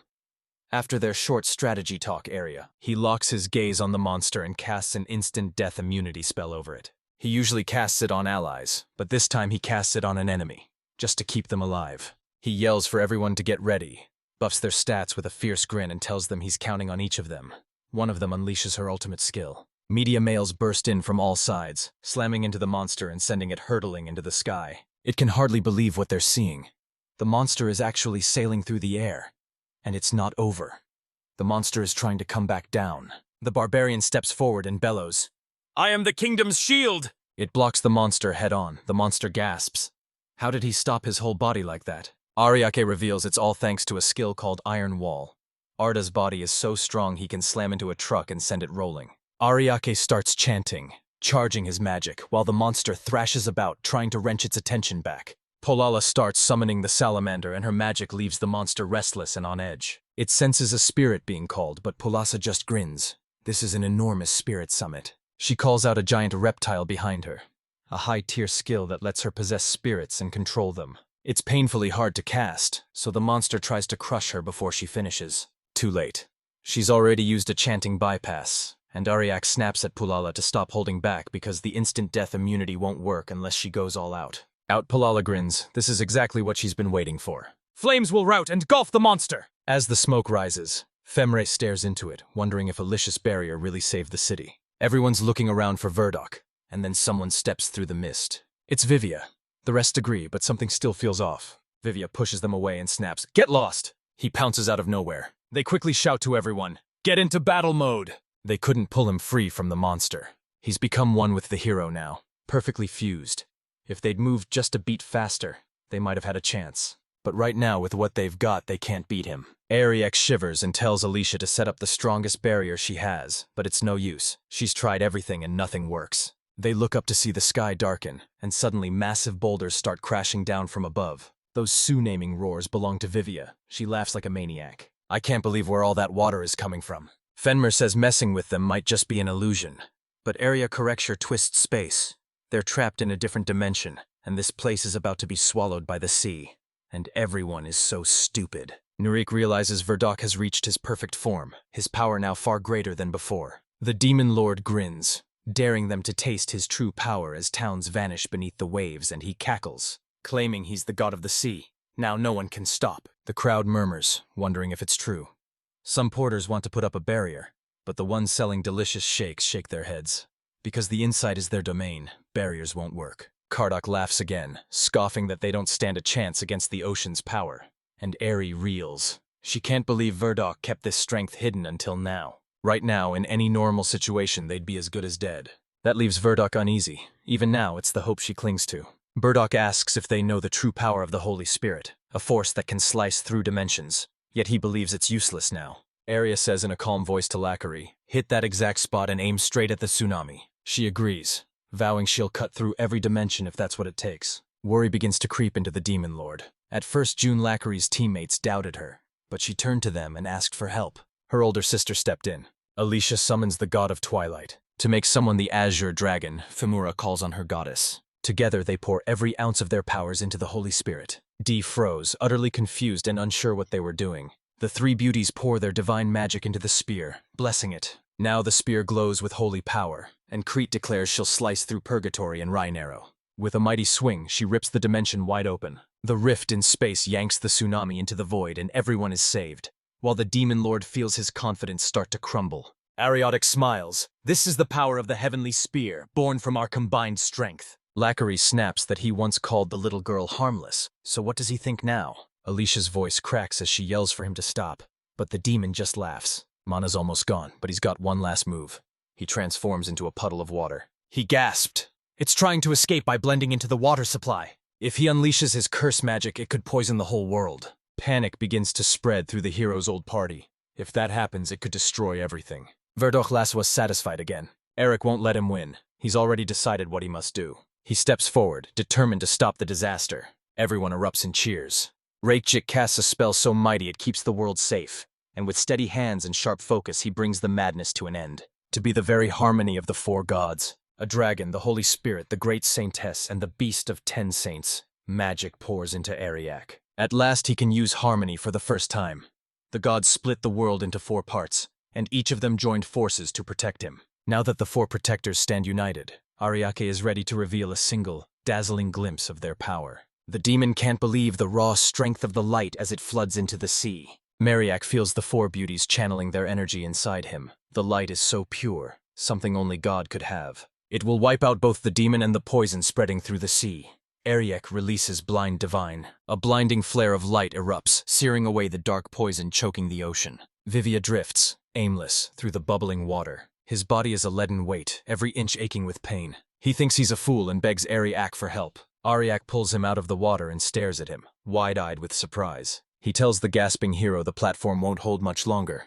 They have to head back to the city now. Vivia has been saved, but he's drowning in shame and sorrow. Ariake tells him, her voice steady. It's time to return. The crowd roars, shouting that Ariake and his group are the saviors of mankind, incredible people. Ariake is confused as the crowd feels like a parade, and Alicia tells him he really did save the world. They always knew he could. Ariak says it was only possible because of every one of them. They light up at his praise. Alicia exhales in relief that they all made it through, and he apologizes. But Alicia tells him he's got to give her something in return. Just as she's about to say more, Colette steps in and cuts her off. They burst into teasing Alicia with jokes and laughter, while the coolest hero just stares, totally clueless about what they mean. Later they sit down for tea, still wide-eyed that it's happening inside a carriage. Alicia explains that this carriage was meant for Royal. Before the duel, Vivian and his group used it, and when Mount Ariak's team won, they earned this luxury. Ariak still clings to the hope that Vivian will one day become a great hero, but Vivian is throwing a tantrum as his teammates tell him to shut up. He can't stop missing Lorelei. Elvis says the kingdom ordered Lorelei and Bastia to keep serving in the hero's party, so they set off on a journey. Polala wonders if they can even call themselves a hero's party anymore, and Vigan says it's not their fault. The Chancellor was a demon, so how did a demon rise to such a high position in their kingdom? No one in the kingdom will step up. They'll try to bury the truth about what happened to them, and the group isn't impressed by his thinking. Suddenly they hear a noise outside, and someone shouts that Ariak and his team are being honored by the king. Then you can choose to drift back to sleep. He clenches his fist, heavy with regret. Meanwhile, Lackery says it's the kingdom and sees Parietas Castle. They reach the entrance and the guard swings the gate open. Everyone straightens up, thanks the carriage driver warmly for his hard work, and moves to head inside. Eric then tosses him out. If you use it to show what's going on the moment he climbs onto the carriage. He says getting medals and awards feels too weird, so they run away. He grabs the horse and vanishes into thin air. Alicia drops just enough to put everyone on edge, saying they'll return the carriage once they're out of the city. They only want to follow the road the master approves. Bit right off into the sunset. Elsewhere, a twisted woman reads about Ariake and how he somehow managed to make Alicia fall for him. And now she wants him more than ever. She stares at the letter, a cold shiver running through her. They're talking about her marriage to Arik, and right then Arik walks into the room. After leaving Belta, they've been bunking down in an inn. Ariake hears a scream and quickly apologizes as he lets himself in. He reaches for the letter, but Alicia tells him he can't look. His name isn't on it. Even now, a glimpse appears. It says the great saintess must marry him to save the main branch of the church from disaster. It's signed by the archbishop. Alicia presses her hands to her face in embarrassment, and he's confused. He doesn't know what this marriage even is. She snaps at him, telling him not to throw that word around. She tries to explain that marriage is about getting close to someone, and the letter says it will save the church. He figures that if getting close will help, then they should get married to save it. Alicia turns into a bubbling mess and starts reciting vows, her words tumbling out like frantic bubbles. They're baffled by this whole marriage thing and even ask if it's something you can eat. Delicious slams her fist on the ground in frustration as her sisters peek from behind the door, saying she was almost there. Femmer's brow furrows, puzzled why the church needs help. And Eric, eager for answers, turns to Solisha and asks if she has the details. She says the letter just arrived by Crow, and the church has many enemies. That could be the reason. She leans in and begins to unravel the empire's religious history, thread by thread. At first the religion was called Wisism, a faith devoted to the gods of wisdom and intelligence. But about 300 years ago, Brightism sprang up. A city and a tower rose on the eastern bridge, and a new religion was born. At first Wisism had more followers, but the shift came, and it was messy. Colette wonders why Brightism spread so fast and suspects it may have been down on purpose. Lacri wonders if the religion is any good, pointing out that the keelboards follow it and are pretty popular. Auricat explains this religion follows the god of war, a military faith that prizes strength and teaches that people should train to protect what matters. So it boldly supports this country's values, and Alicia says violence isn't always the answer. Fendery reminds her, incredulous, that she just smashed the floor, and Alicia explains that the first religion preached peace while Brightism is its opposite. For 300 years, Brightism was forced upon the people. He can't help but wonder how such a shift could happen when he knows so little about it. Lacri suggests devils must be involved. To Brightism, devils are the ultimate enemy. They're different from humans, dragons, and demons. They come from the underworld and carry immense, frightening power. They ask if devils really exist. Alicia says there's hardly any information. Their best record is from 200 years ago, and it bears a grim warning. Anyone who meets a devil dies. It doesn't matter what they are, because Brightism sees the world through military eyes. The letter carries an urgent message to save the church's main branch. He wonders if he should come along. Trouble might be waiting. Alicia admits she doesn't want to cause a big problem, but Ariette reassures her, saying not to worry. If it's her problem, then it's theirs to face too. Her heart skipped a beat, but when he called her childhood friend, she froze. Alicia wonders, a quiet ache in her chest, if being seen as important is enough. They climbed into a carriage and set off for the holy city of Septino. The girls slump, wiped out from the bumpy ride, feeling queasy and carsick. Ariak suggests they follow the only road wide enough for the carriage. Femra turns into a small marshmallow cat. Colette wonders if she could turn into a dragon and given a ride. But the others don't like the idea. Seeing a dragon might terrify ordinary people. They were moving down the road when a voice suddenly called out, "Stop!" It's Dilia and Pulala, and they say they want to talk. Ariake peers around, wondering what's going on. Pulala tried to charm him, desperately hoping he'd say yes and go out with them. Alicia and the others stand stunned as her fury makes the carriage burst. Priek's totally lost. They keep saying they love him and want him. Alicia yells at them to stop, accusing them of being shameless. As they try to grab Ariak, a sudden beam of light shoots out and splits them apart. Alicia yells again, furious that someone tried to pick him up. Still, the two girls refused to give up and tried to win over with every charm they could muster. Alicia is doing her best to protect Ariak, on the verge of tears. He lets them in and pleads that it's enough, but they won't listen. It's getting too much for the others to handle. Then out of nowhere, someone comes crashing in between them. The girls' lips were set, ready to take him by force. But Ariake is not someone who can be taken that easily.